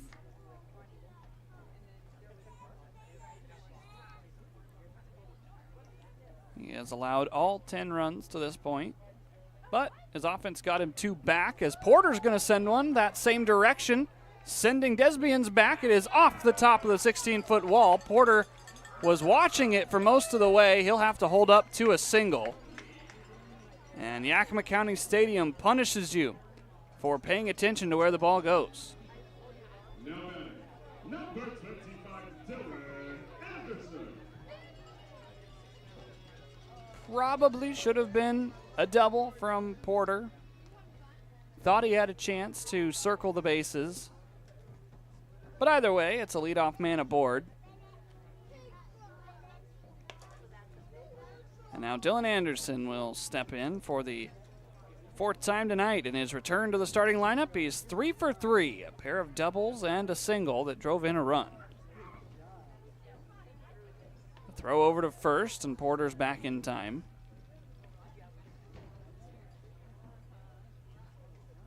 Porter got quite a bit of it. It was 346. Right off the top of the wall, Anderson's going to pop one into foul territory. Williams will settle under it and make the grab. But the 16-foot high wall and just a little bit short was Porter. It hit right off the top of that Heritage Professional sign.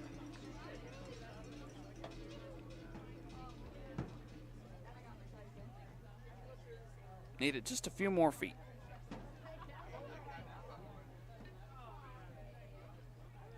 St. Cyr's going to send one out towards right center. Coming in, Desbians. He'll call off his center fielder, Starr. The ball is dropped. It is an out. They're going to call that on the transfer. And Porter's back at first, having to tag up.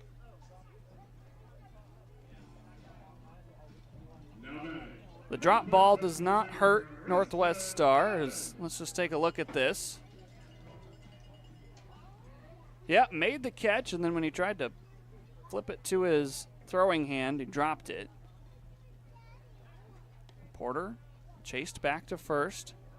That's why they always teach you to reach into the glove and grab the ball instead of tossing the ball to your bare hand. Very easily could have gone down as a dropped ball and an error had the field umpire Gabe Nobert not been paying too much attention.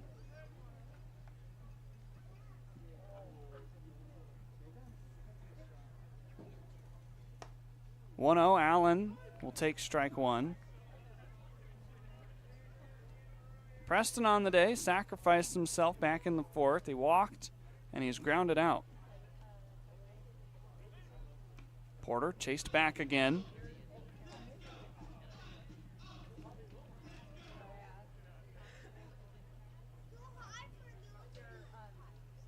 This is Rocco Wright's 100th pitch, and it is just outside for ball two.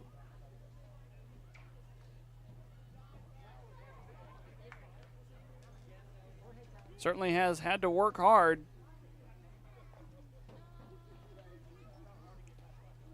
Pitch number 101 is looped foul. It's now 2-2. The same count as Allen's numbers he wears on his back.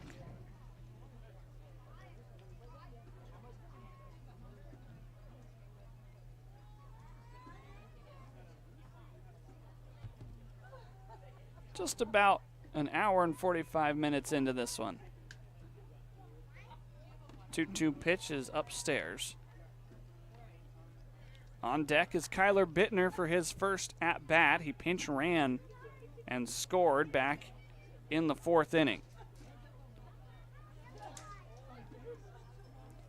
Allen takes ball 4 inside. Porter was on the move, but doesn't matter, as now 2 will be aboard with 2 outs.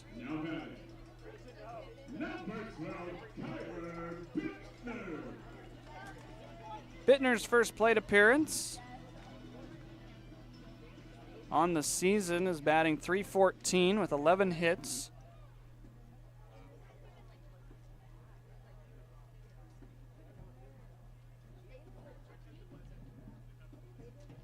First pitch he sees, he takes the other way to right field. Desbians will secure it, and that will retire the side. Nobody comes across, a pair are stranded, and we go to the 6th inning. It is 10-2 Yakima Valley.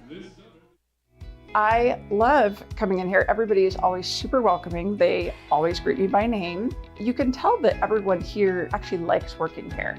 My favorite thing about Walla Walla Orthodontics is how nice the staff are. They're funny, fun, and they're helpful.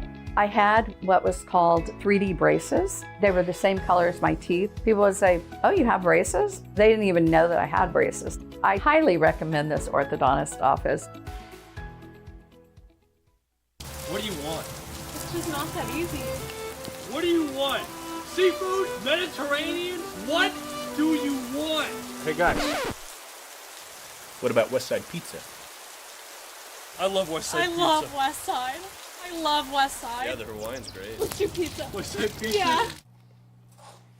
Problem solved. Gross. West Side Pizza, saving relationships since 1996. Sorry we lost you for a second. We're back here in the top of the 6th inning.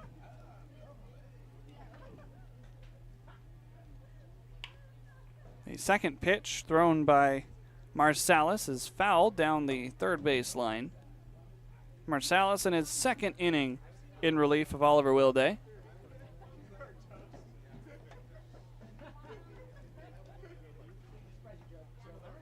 He faces Holt Williams first here in the 6th inning with an 8-run cushion as he spins one below the zone to make it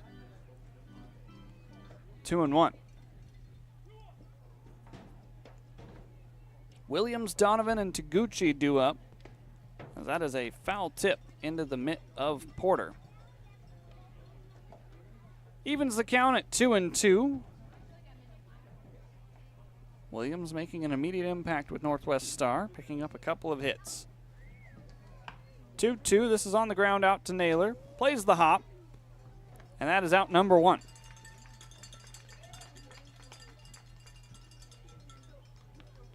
Williams is 0 for 3 today after grounding out to the left side all 3 times. 1 to Allen and 2 to Naylor.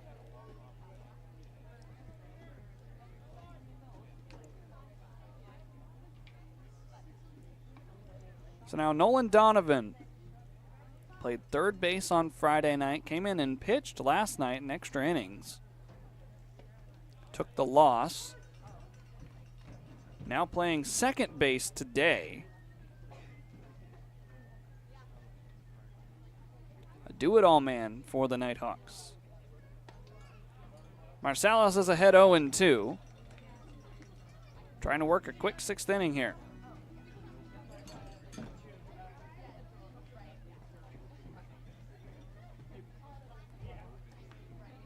From the windup, the 0-2. Just a bit upstairs. Well, we talked about that upcoming Portland series. After the Pippins are done down in Oregon, they will come back and play Walla Walla for their second trip up to Yakima County Stadium. Fireworks on Friday night for Celebrate Summer Night. It's a 7 o'clock first pitch. 2-2 back up the middle to Naylor. Has it eat him up. A strong throw, the stretch, they got him. Out by a half step is Nolan Donovan. And Naylor's still perfect out there at short. Now batting, number 30, Rylan Taguchi. After that Friday night game at 7 o'clock, then it will be a 5:35 start on Saturday, not a 6:35. That one's in there for strike one. And then Sunday's game against the Sweets will be 5:05. So a couple of earlier starts during that weekend for the Battle of the Basin. And then the Pippins will have an off day at home and then welcome the Corvallis Knights for 3 consecutive 6:35 pitches.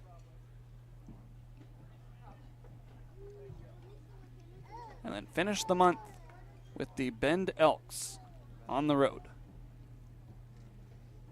1-1 right in there from Marsalis.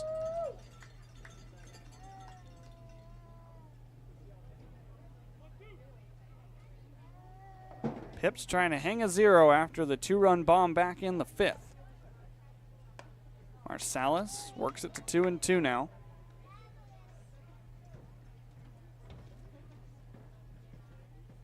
As Taguchi, the switch-hitting third baseman, awaits a 2-2. A wave and a miss. 1-2-3. Northwest Star goes down quietly. We go to the bottom of the 6th inning here at the Orchard.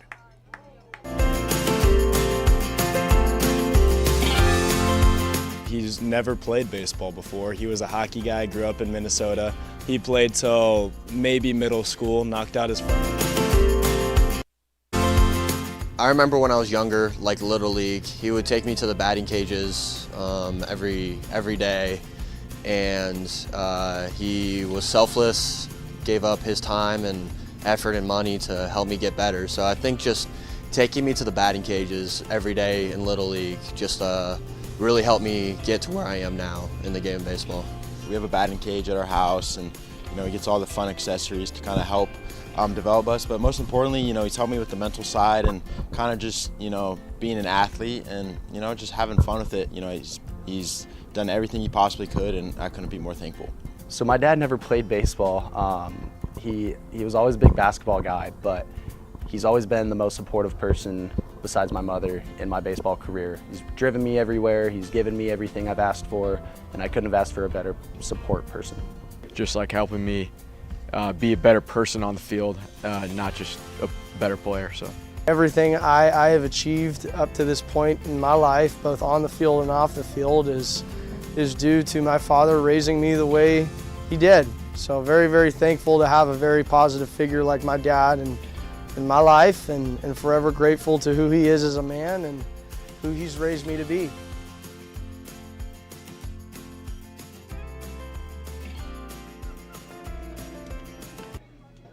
Jared Stevenson, the first man here in the 6th. It's 8-9 and a 1 due up for Yakima Valley. Facing a new arm for Northwest Star, Stevenson welcomes him with a hard hit ball foul. The new pitcher is Aiden Brady, 6', 160, right-handed throwing from Mount Hood Community College, native of Vancouver, Washington. A swing and a miss. Vancouver, not too far away from where the Pippins played their last series. In fact, the hotel was in Vancouver. As now Brady is ahead in the count to Jared Stevenson, who is 2 for 2 today.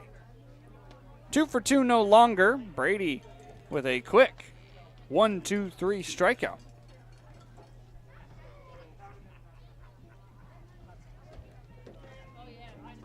Now Ethan Buckley will make his way. 1 for 1 today, a single back in the 4th. Also a sacrifice fly back in the 3rd, and a sacrifice bunt back in the second.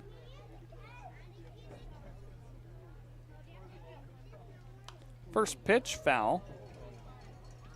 That one does not stay in the ballpark, though.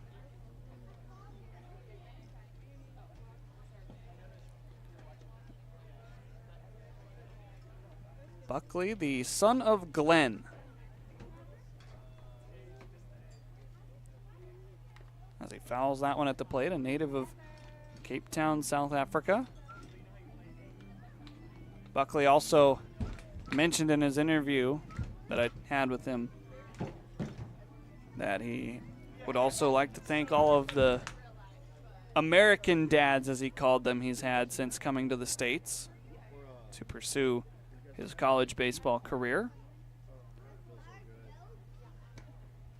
0-2 misses outside. Some of the teammates who were watching him give that interview tried to dare him to name all of the American dads he's lived with in order, and Buckley politely declined. A 1-2 outside and away. 2 balls, 2 strikes.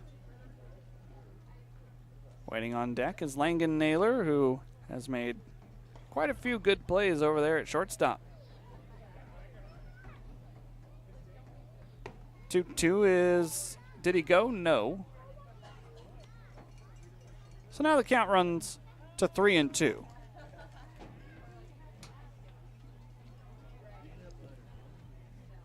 Buckley needs either a walk or a base knock.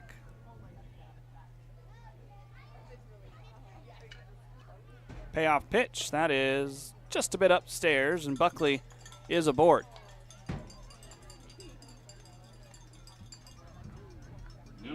Lineup card flips over again. Langan Naylor for the 5th time already here in the 6th inning.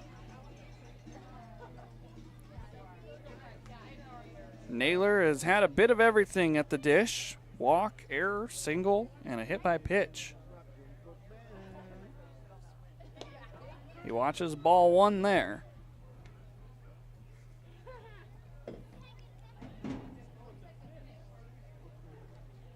Aiden Brady with the Father's Day theme, the blue cleats up there on the bump. Of course, Northwest Stars jerseys, as you can call them, kind of a t-shirt type jersey in that maroon color. They've worn those all 3 games this weekend. Naylor fouls one back, but that blue really sticks out on the feet of Aiden Brady up there on the bump.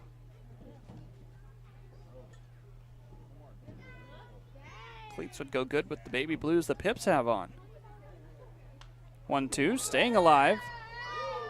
That one just past the general admission seating.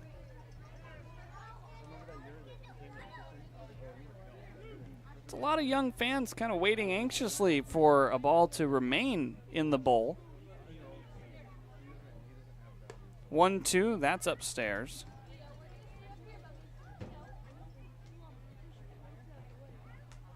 Count now, 2 balls, 2 strikes.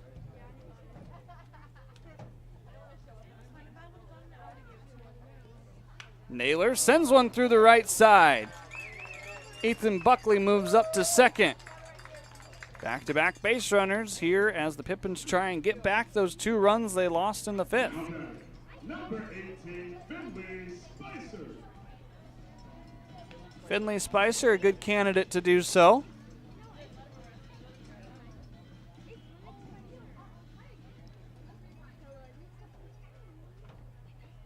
The lead runner is Buckley, the trail runner Naylor. Spicer squares to bunt. He's going to push this one down the third base line. Falling backwards, the throw pulls the first baseman Williams off the line. Here comes the lead runner Buckley. He's in to score. And it's 11-2 Yakima Valley. Now batting, number 40, Jake Porter.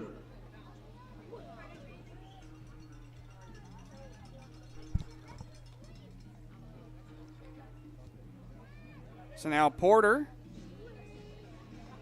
coming up with runners at the corners. Yeah, just a tough play for Brady to make. Being a right-handed hurler, he falls off to the first base side of the mound. Porter fouls it back. And so he had to not only bound from the first base side to the third base side, but then had to make a strong throw across.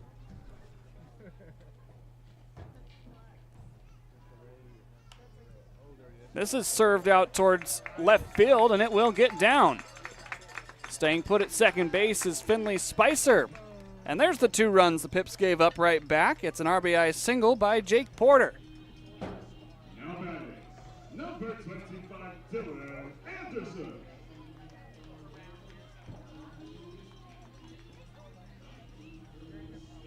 Naylor, the man that scores.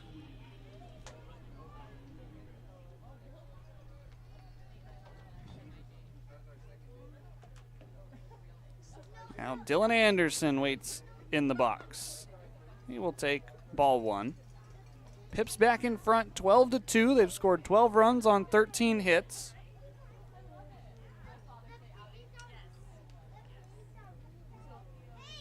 (1-0).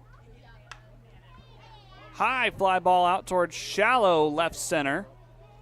Left fielder coming on, that is Henry, and he will make the grab. So now 2 outs here in the 6th. Jaden St. Cyr scheduled to hit.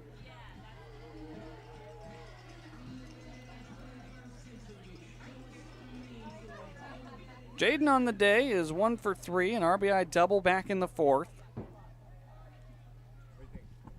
Batting 154 in the West Coast League regular season. Had 2 RBI last night, though, on a pair of hits.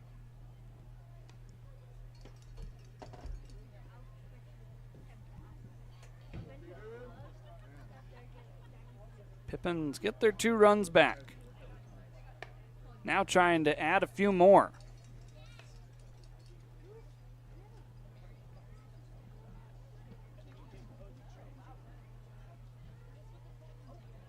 (12-2) here on your Sunday afternoon as we are officially 2 hours into this ball game. This has popped up into foul territory. Is it going to stay in play? No, right into the second row of seats. Group sitting down there. The guy that just about got plunked with it will end up with the ball. Yeah, tell everybody how you flubbed that pop-up.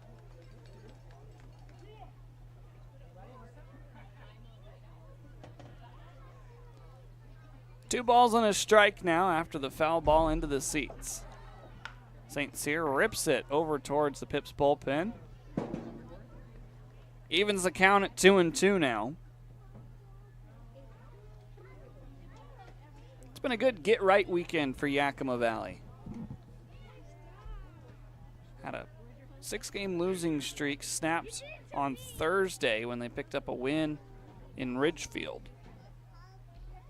2-2, that one dropped, but it was still too high, and so the count runs full. The runners will get a head start. And now the Pippins have a tough stretch coming up on their schedule with 3 games in that very unique setting in Portland. And then 3 against Walla Walla back here. There go the runners. The 3-2 put in play. This is out towards right field, and it's over the glove of Desbians. 1 run is home. The ball is at the wall. Here comes the second. St. Cyr not stopping. He'll pull up into third, standing up. And the Pips tack on 2 more.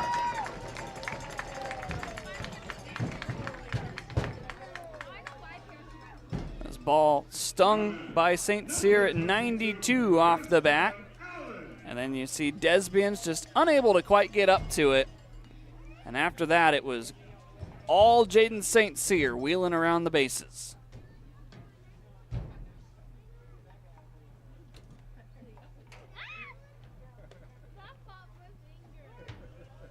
First pitch strike to Preston Allen.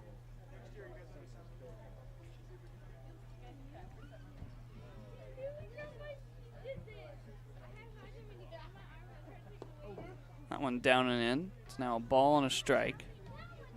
They do call that an error by the right fielder, Desbians.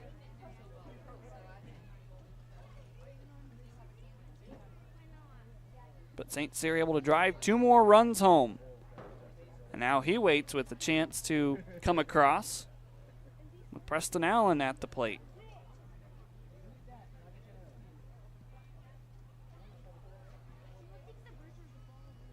That pitch high and tight. Aiden Brady struggling here in his first inning of work.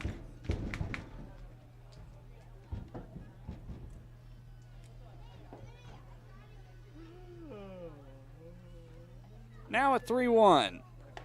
That one's inside. Preston Allen will draw the walk. And Kyler Bittner back up to the plate.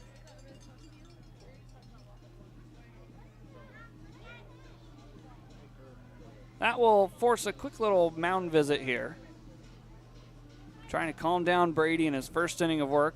Hasn't worked at all this weekend. Wasn't with the team for the first couple of games. Joined today. Just a quick little meeting out there between Otteson and Brady and the manager, a man by the name of Rocco. Pippins lead 14-2 after they get 4 runs here in the 6th. 14 hits on the day. Pippins pitching has held Northwest Star to just 2 runs on 3 hits. James Lawrence has been walking around down there in the Pips bullpen, but he's the only man down there, so it looks like Marsalis will continue into the 7th inning after his Yakima Valley College counterpart, Oliver Wilday, went 4 innings. This is a hard high drive out towards left field. Chasing it back, Henry, and it is gone.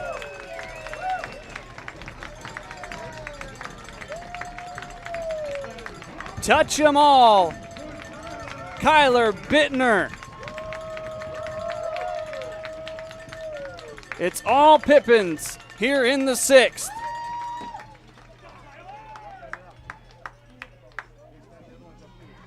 .94 off the bat, 361 out to left.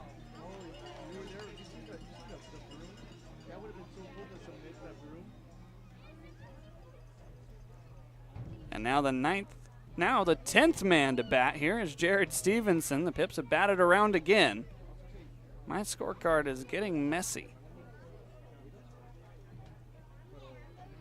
Wouldn't have it any other way, though. Pips lead 17-2. This is sky high on the infield. Who wants it? Kovac calling it off. Captain of the infield will end the inning. But not before the Pips get a plethora of offense here in the 6th. They send 10 men to the plate again, and it is now the top of the 7th. Yeah, the PA just got me here. I was about to say it's stretch time, but no, the Pippins are going out for defense. We'll be right back at the Orchard. The Coliseum in Rome had their gladiator games, but it can't compete with Legends Casino Hotel's Coliseum of Cash. During our Summer of Games Thursday drawings in June, we're giving away over $77,000 in cash, plus a new Kawasaki side-by-side. Just use your Legends rewards card to earn entries. Who needs Roman chariot races when you can leave them all in the dust in a Kawasaki side-by-side? All hail Legends Casino Hotel in June, and let this Summer of Games begin. At Cascade Natural Gas, we help smart businesses cover their bases. Old, new, and in between. No matter the age of your building, they all benefit from energy-efficient choices. Cascade Natural Gas offers a long list of incentives for energy-efficient upgrades. Upgrades that save your business money every day. Become one of the many Cascade business owners benefiting from the quality, comfort, and savings of energy-efficient upgrades. Join Team Energy Efficiency and take advantage of rebates from Cascade Natural Gas. Hey, your homework done? Yep.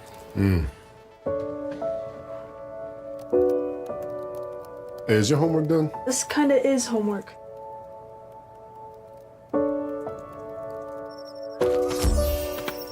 So, what do you think? I'm so proud of you. Can I play some more? Is all your work done? Washington's Lottery is a proud partner in the goal to promote college and career training. Each time you play, you're helping students statewide.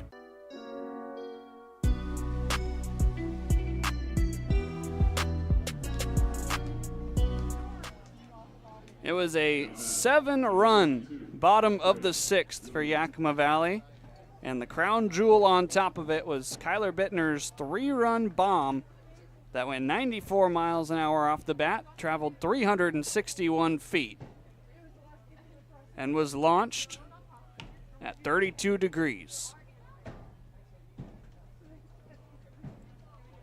It is now 17-2 Yakima Valley, as Marsalis is still out there. This pitch is served into center field. And it's a leadoff single for Trey Williams, his first hit of the ball game.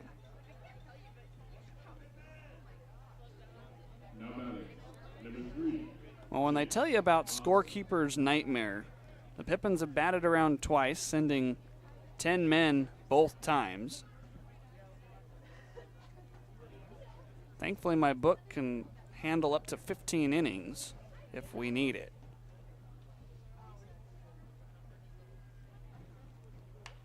This is a pop fly out towards the second base position.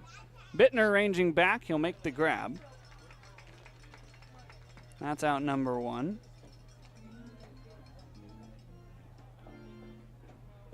Still trying to tally up all the totals for that inning. It was 7 runs. Only 3 hits. One of them left the yard. 2 errors committed by Northwest Star.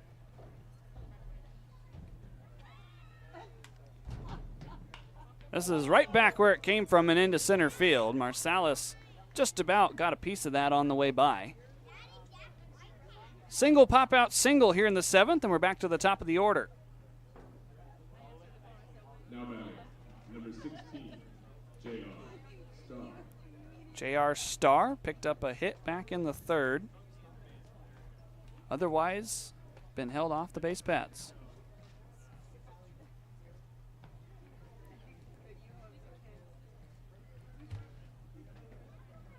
First pitch by Marsalis is outside. Well, if you're tanning, you just got to pound the zone. You've got a 15-run cushion. This is lifted out towards shallow center. Naylor is ranging back to shortstop, and now Stevenson will come in, and he will be the one making the grab. Second out here in the 7th. Aaron Henry had a long ball back in the 5th. His was hit just a little bit harder, but didn't travel quite as far as the one that Kyler Bittner hit.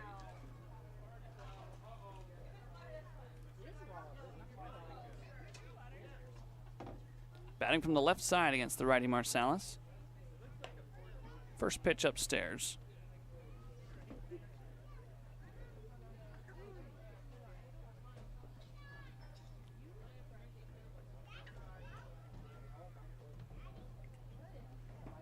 Marsalis will step off, needs to regather himself. 17-2 on your Father's Day. Henry takes a ball. It's now 2-0.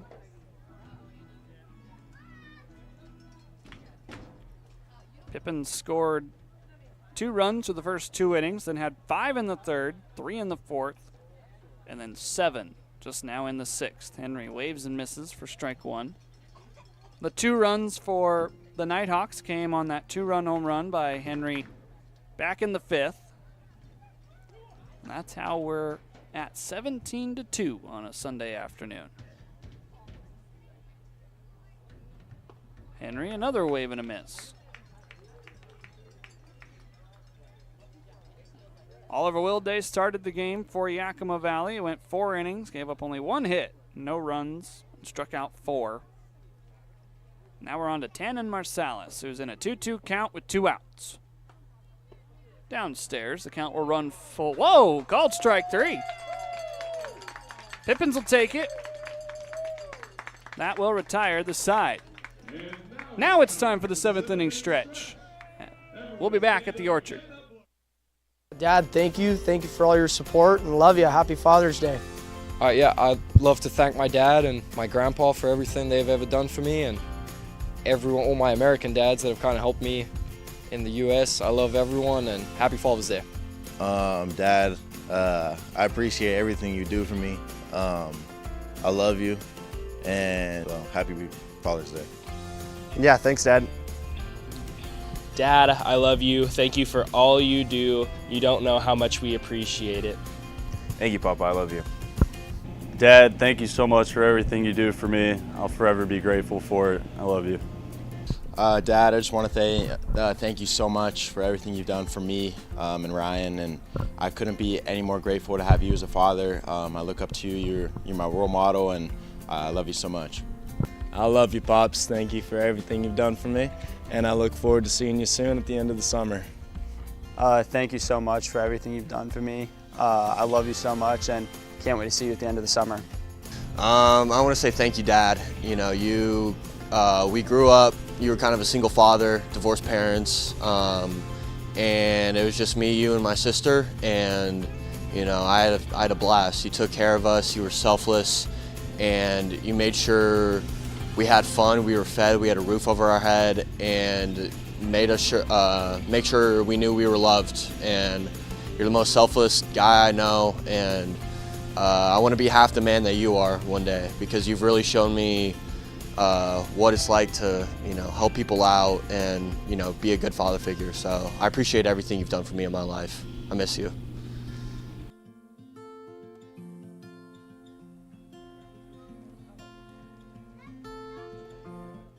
It's 1-0 here to Ethan Buckley. A lot of the thank yous you just heard were genuine as Buckley sends one out towards left center. It's caught by Starr for out number 1. That was a really fun shoot for me to do with the players, hearing them talk about their dads and the people that influenced them growing up, those father figures in their lives. I know that I'm very appreciative of everything my dad has done for me and everything that all of my father figures have done for me. And that message was relayed throughout the team, just the gratitude, the appreciation. Everybody from dads to grandpas to pastors, as this one's on the ground out to short. Good play by Kovac. Make the throw. Low scoop by Williams. Retires Naylor for out number 2. Pastors, teachers, coaches, so many father figures in our lives that shape us to be the young men we are now. Looks like we might have a pinch hitter. Yep, it's Cole Hansen. Spicer's day is done after picking up a hit and a run. Hansen was pinch hit for last night by Spicer, so I guess it's just fair that he returns the favor to Finley.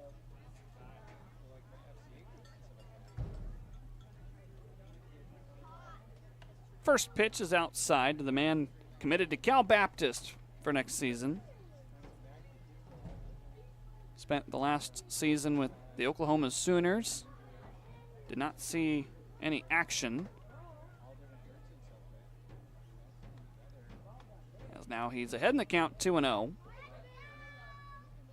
Aiden Brady is in it for the long haul after giving up 7 in the 6th. He's just going to have to work his way through this as he misses upstairs for ball 3. There's only 2 arms left in the bullpen for Northwest Star, and both of them have pitched already in this series, including one that's pitched twice. 3-0 brought back. It's now 3-1. Danubilo has pitched in both games this series. DeMaya, the lefty, pitched in game 1 on Friday. 3-1, sent foul. Now the count runs full.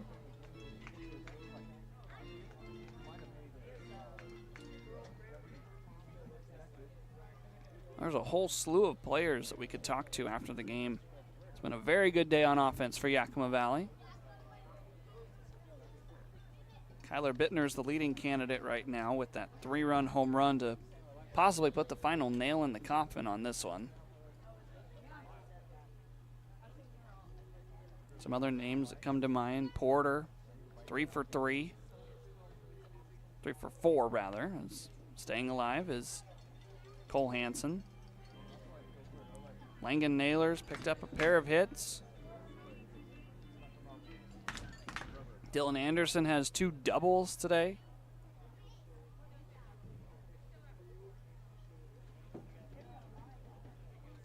Still a full count to Cole Hansen. He will take ball 4 and win the battle.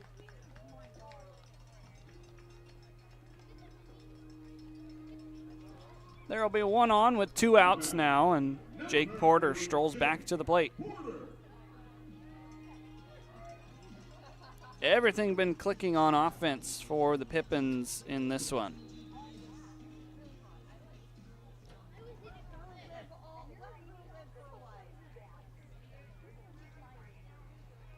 Talk to Will Day, too, we could. As running down to second is Cole Hansen. He'll be in without a slot, without a throw.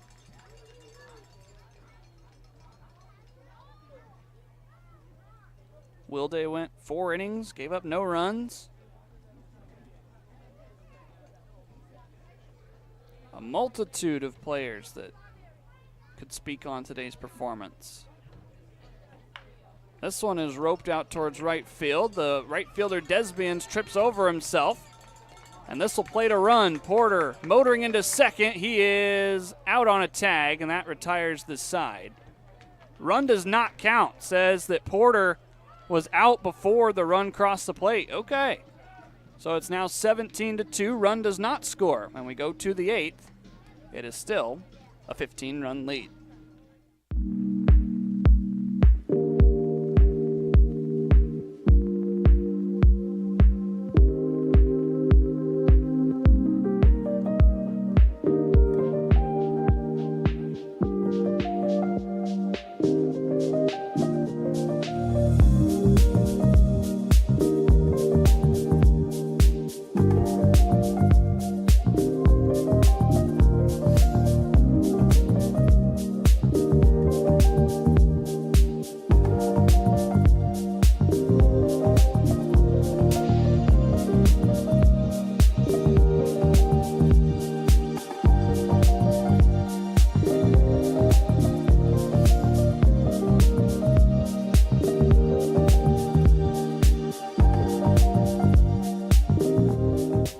The savings continue with Bi-Mart's latest savings book. Pick up a copy from our employee owners in store today. 28-ounce Gatorades are 4 for $5. 12-ounce Red Bull drinks are 3 for $8. Get a Heinz picnic pack for $5.99. Best Way's 16-foot pool is just $329.99. And Yakima Bates Rooster Tail 6-pack is just $11.99. Plus save in the bonus zone on Werner Jerky and Dawn Dish Soap. Save store-wide through June 16th with Bi-Mart's latest savings book.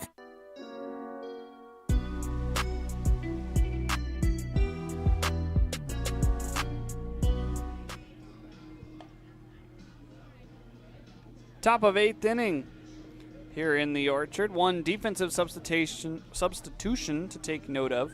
Neil Jansen is now in left field for Yakima Valley. Jared Stevenson's day is done.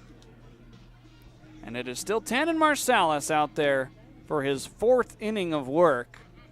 This is exactly what the doctor ordered for the pitching staff for Yakima Valley. They got 2 new arms in today, and both of them have worked multiple innings, trying to give some of the guys that have been working hard the last week and a half some rest before a 6-game stretch. As this one is lifted out towards left field, Jansen's going to get a first chance here.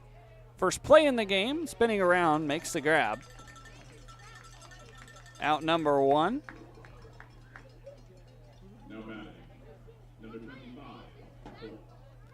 I'll bring up Holt Williams. If Marsalis can finish this inning, he'll go 4, just like his Yakima Valley College partner Will Day did. And it appears James Lawrence is warming up for the 9th inning. Pearson Pollard about to go join him down in the bullpen. There's a strike from Marsalis. 0-1 here to Holt Williams, who is 0 for 3 today with 3 groundouts. Porter unable to bring that one back. 1-1.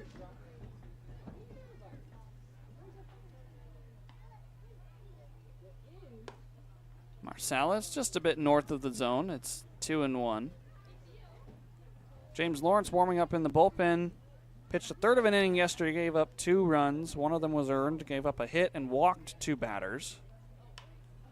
As Marsalis will get this one off the bat from Holt Williams into right field. That's a 1-out single. Williams' first hit of the day. So Nolan Donovan, he is 0 for 2. He's also walked. Marsalis' pitch count getting up there. Here in his 4th inning of relief.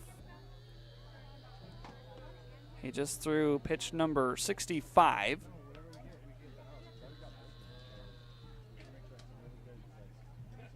He's got a man at first and 1 out. Let's see if maybe we can get a ground ball up the middle.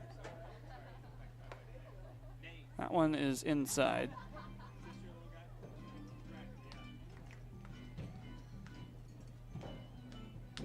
Two and 0, 17-2. Pippins are in front.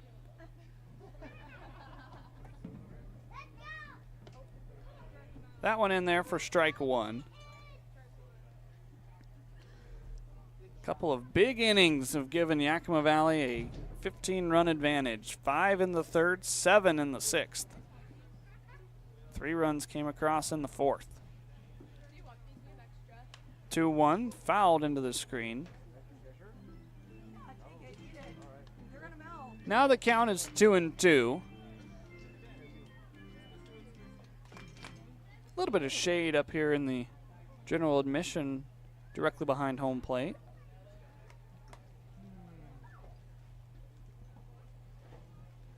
Nearing the end of this Father's Day afternoon. 2-2, staying alive.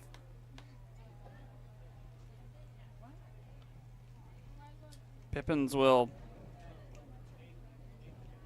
meet quickly after this one's over to discuss what to do on the off day and enjoy an off day tomorrow after their first 6-game and 6-day stretch.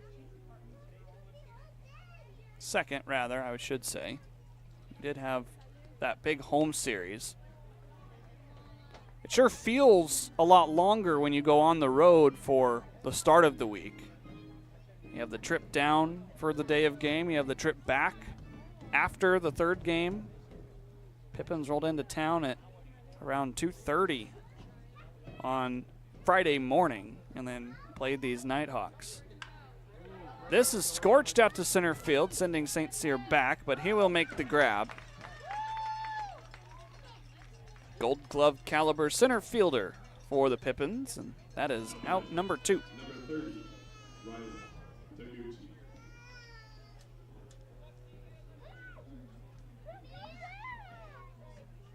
Last hope here in the 8th inning is Rylan Taguchi.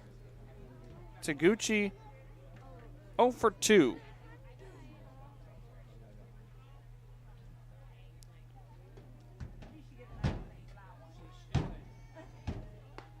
First pitch, a strike in there on the inner 3rd. It's been a good gift for Dad here today at the ballpark. Right now they're being treated to a 15-run lead for the home team. Taguchi sends one foul, and now Marsalis a strike away from completing 4 innings of relief.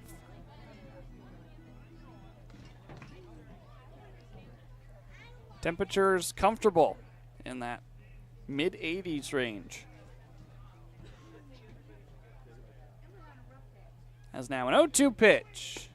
That one's called strike 3. Marsalis does his job, completes 4 innings of relief. A big hug from his catcher Porter.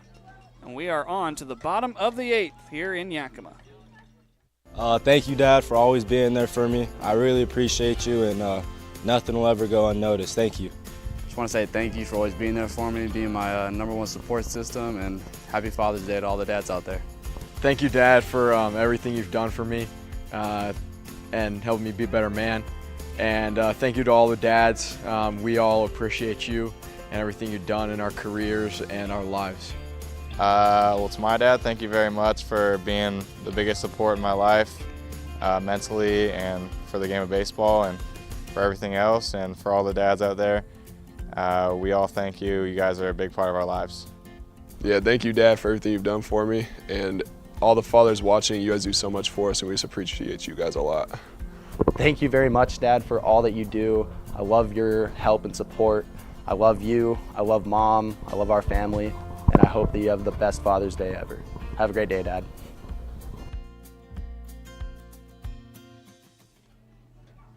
So thankful that all of the players were able to share some words with me about their dads and give them the thanks that they deserve.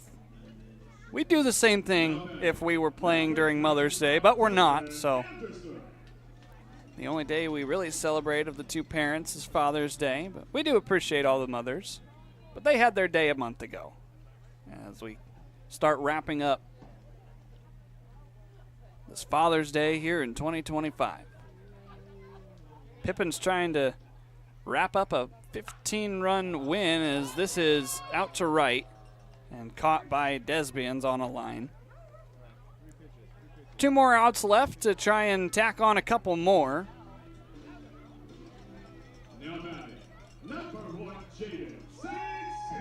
Jaden St. Cyr back up to the dish.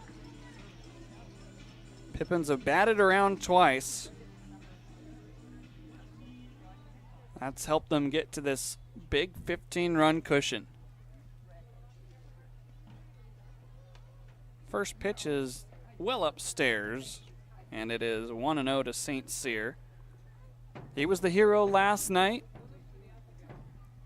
Was able to drive home 2 runs after he scorched a ball out to right field that Desbians was unable to catch. And now the pitcher Brady just unable to bring the ball down into the strike zone. James Lawrence continues to work in the Pippins bullpen. He'll have the 9th.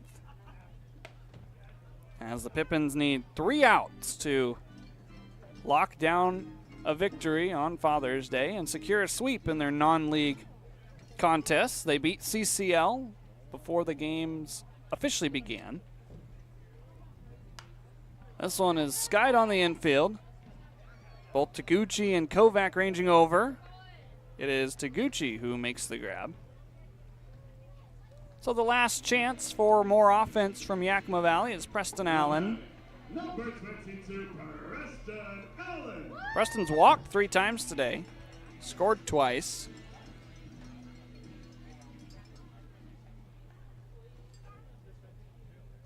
Pippins 4 outs away from going 4-0 in their non-league contests. Allen will take strike 1. Every game from Tuesday onward will count towards the West Coast League standings. And it's a very big week upcoming for Yakima Valley. We've said it time and time again here on the broadcast, but Portland for 3, leading the South standings currently at 13-1. Their only loss coming at the hands of the Walla Walla Sweets. And then those Walla Walla Sweets coming to town next weekend. 1-1, Preston Allen says, I want a hit before the day is up. He's on for the 4th time today with his first hit of the ball game. And so Kyler Bittner will now bat with a man at first and 2 outs.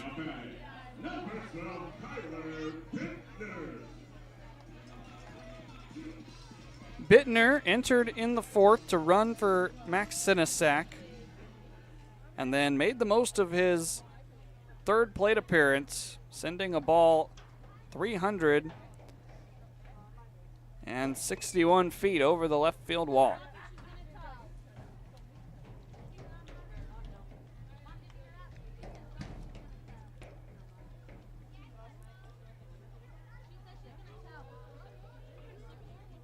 Bittner's going to put a swing on this one and sends it over to foul territory. Williams will run out of room as it one hops past the dugout bar.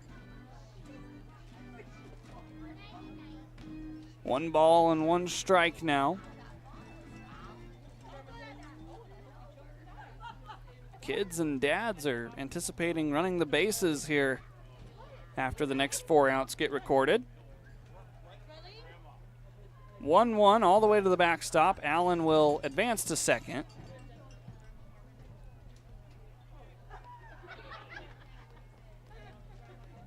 It's now 2 balls and a strike. Neil Jansen, who entered for Stevenson on defense, is hoping to get a chance to hit here in the 8th.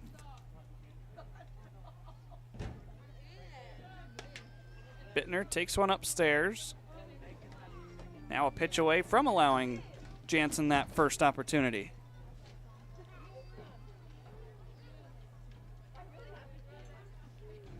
Three and one. Bittner's going to rip one down the left field line again. It's going to get all the way to the wall. Preston Allen will score. Bittner slow trots into second. And it is 18-2 Yakima Valley. Now batting, number 9, Jared Stevenson. Well, Bittner halfway to the cycle. I don't think he's going to get another chance, though. And now Neil Jansen will get to hit. Number 36, Neil Jansen. Came in on defense in the top of the 8th. First pitch takes inside. Well, I thought maybe after that 7-run 6th inning, the Sunday afternoon zone would turn into a Sunday afternoon beer league zone, but it's remained consistent by Matthew DeGray.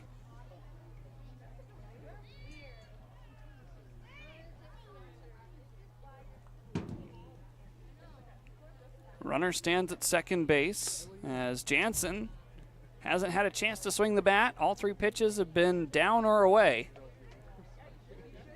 A walk would bring up, looks to be Brett Haggerty in the on-deck circle.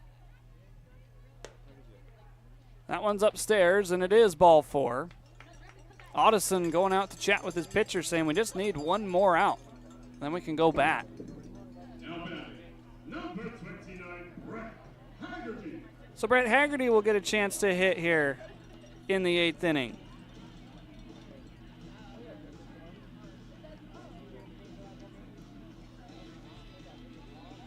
Haggerty didn't play yesterday as Buckley was in at first, but back on Friday night was our Cascade Natural Gas High Efficiency Player of the Game with a 2-run home run in the 7th inning, going 3 for 5. He's going to take a big cut and foul one at the dish. I think Audison got a piece of that one.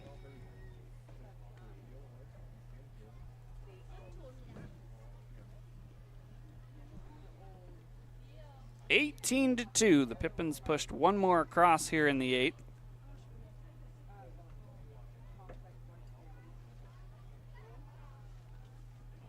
Two and a half hours into this one.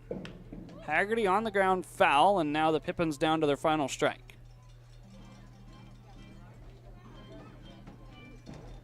James Lawrence waiting to enter this game to try and get 3 outs with a 16-run cushion. 0-2, that's down and away. Haggerty's home run back on Friday night went 367 feet. This one is sent out to right field. Desbian's chasing it over. He will make the grab, and that will retire this side. The Pippins tack on 1 more. It's 18-2. 3 outs left here in the ball game on your Father's Day. I love coming in here. Everybody is always super welcoming. They always greet me by name. You can tell that everyone here actually likes working here. My favorite thing about Walla Walla Orthodontics is how nice the staff are. They're funny, fun, and they're helpful. I had what was called 3D braces. They were the same color as my teeth. People would say, "Oh, you have braces?" They didn't even know that I had braces. I highly recommend this orthodontist office. What do you want? It's just not that easy. What do you want? Seafood? Mediterranean? What do you want? Hey guys, what about West Side Pizza? I love West Side Pizza. I love West Side. I love West Side. Yeah, the Hawaiian's great. What's your pizza? West Side Pizza? Yeah. Problem solved. Gross. West Side Pizza, saving relationships since 1996. Seattle-born stand-up comedian and impressionist Adam Ray, live at Legends Casino, Friday, July 11th. Known best for his Netflix special, Adam Ray is Dr. Phil Unleashed, as well as his popular YouTube channel. If you don't know what Citizens app is, it's an app you can put on your phone that notifies you of all the danger that's lurking. That sounds like fun. Yeah, there's a lot of people cooking for Cocoa Puffs right outside your door. Tickets on sale now at Ticketmaster.com and Legends Gift Shop. Don't miss Adam Ray, live on July 11th at Legends Casino in Toppenish.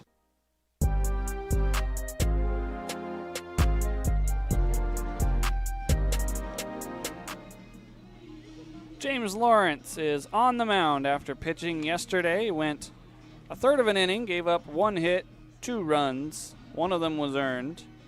He walked 2 batters. Those were the 2 runs that scored. And now he's asked to pitch on a second day in a row after only throwing about 20 pitches. So trying to get some work in and get the last 3 outs here. Up by 16. He'll face Trey Williams, Jace Audison, and Kellen Desbians. But it looks like we have a pinch hitter for Trey Williams. It is Maury Solom.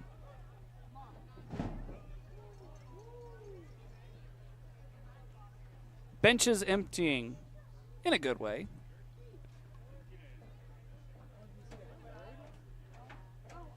As this game got out of hand back in the 6th inning. Lawrence fires a ball. Williams will end his day 1 for 2.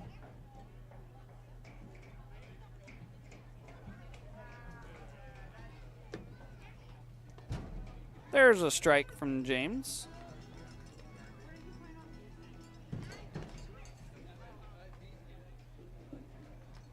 Busy day on offense for Yakima Valley.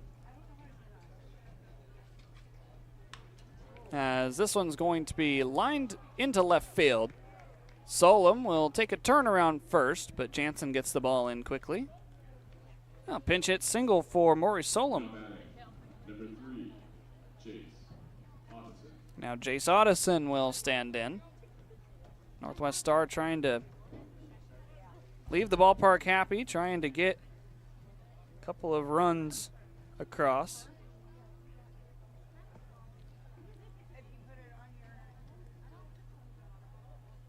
This one's on the ground, might be 2. Naylor on to Bittner, on to Haggerty. Double play. That'll make James Lawrence feel good.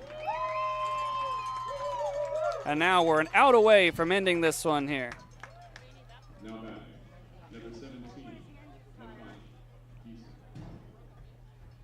Well, I just received a text message from my dad thanking me for all the shout outs. And I should mention, there's that double play you just saw. First pitch swinging by another pinch hitter, Geeson.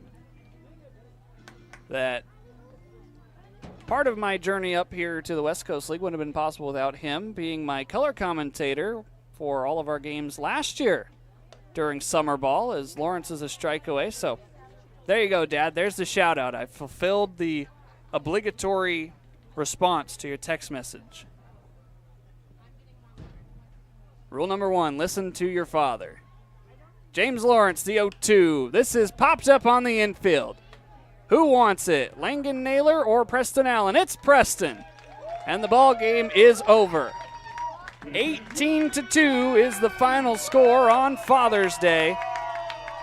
And the crowd here with a joyous cry as their Pippins win by 16. It was a busy day on offense for Yakima Valley. They scored 7 runs in the first 3 innings and then scored 10 runs in the middle 3, pushing 1 more across in the 8th.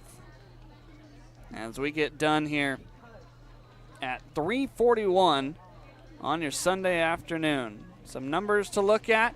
Kyler Bittner, one of our Cascade Natural Gas high-efficiency players of the game, 2 for 3 with a double, a home run, and 4 RBI on his night. I'd say Kyler's earned that one. The bullpen did its job. Wilday gave up no runs. Marsalis gave up the home run to Aaron Henry, and that was that. Yakima Valley gets the series sweep in the non-league contests against the Northwest Star Nighthawks, and now they will get ready after an off day tomorrow to face the Portland Pickles on the road. That'll conclude our coverage here of this one from the Orchard. For all of us involved with the Yakima Valley Pippins and the Pippins broadcast, especially for Shay, our director, who spent hours this morning editing together all those nice video clips you saw for the players talking about their dads. Huge shout out goes to Shay. For the rest of us associated with the Pippins, I'm Harmon Johnson, signing off for now, saying stay safe, have a great rest of your Father's Day afternoon, and we'll talk to you on Tuesday from Portland at around 7 o'clock. Pippins win 18-2. Happy Father's Day, everyone, and we will see you on Tuesday.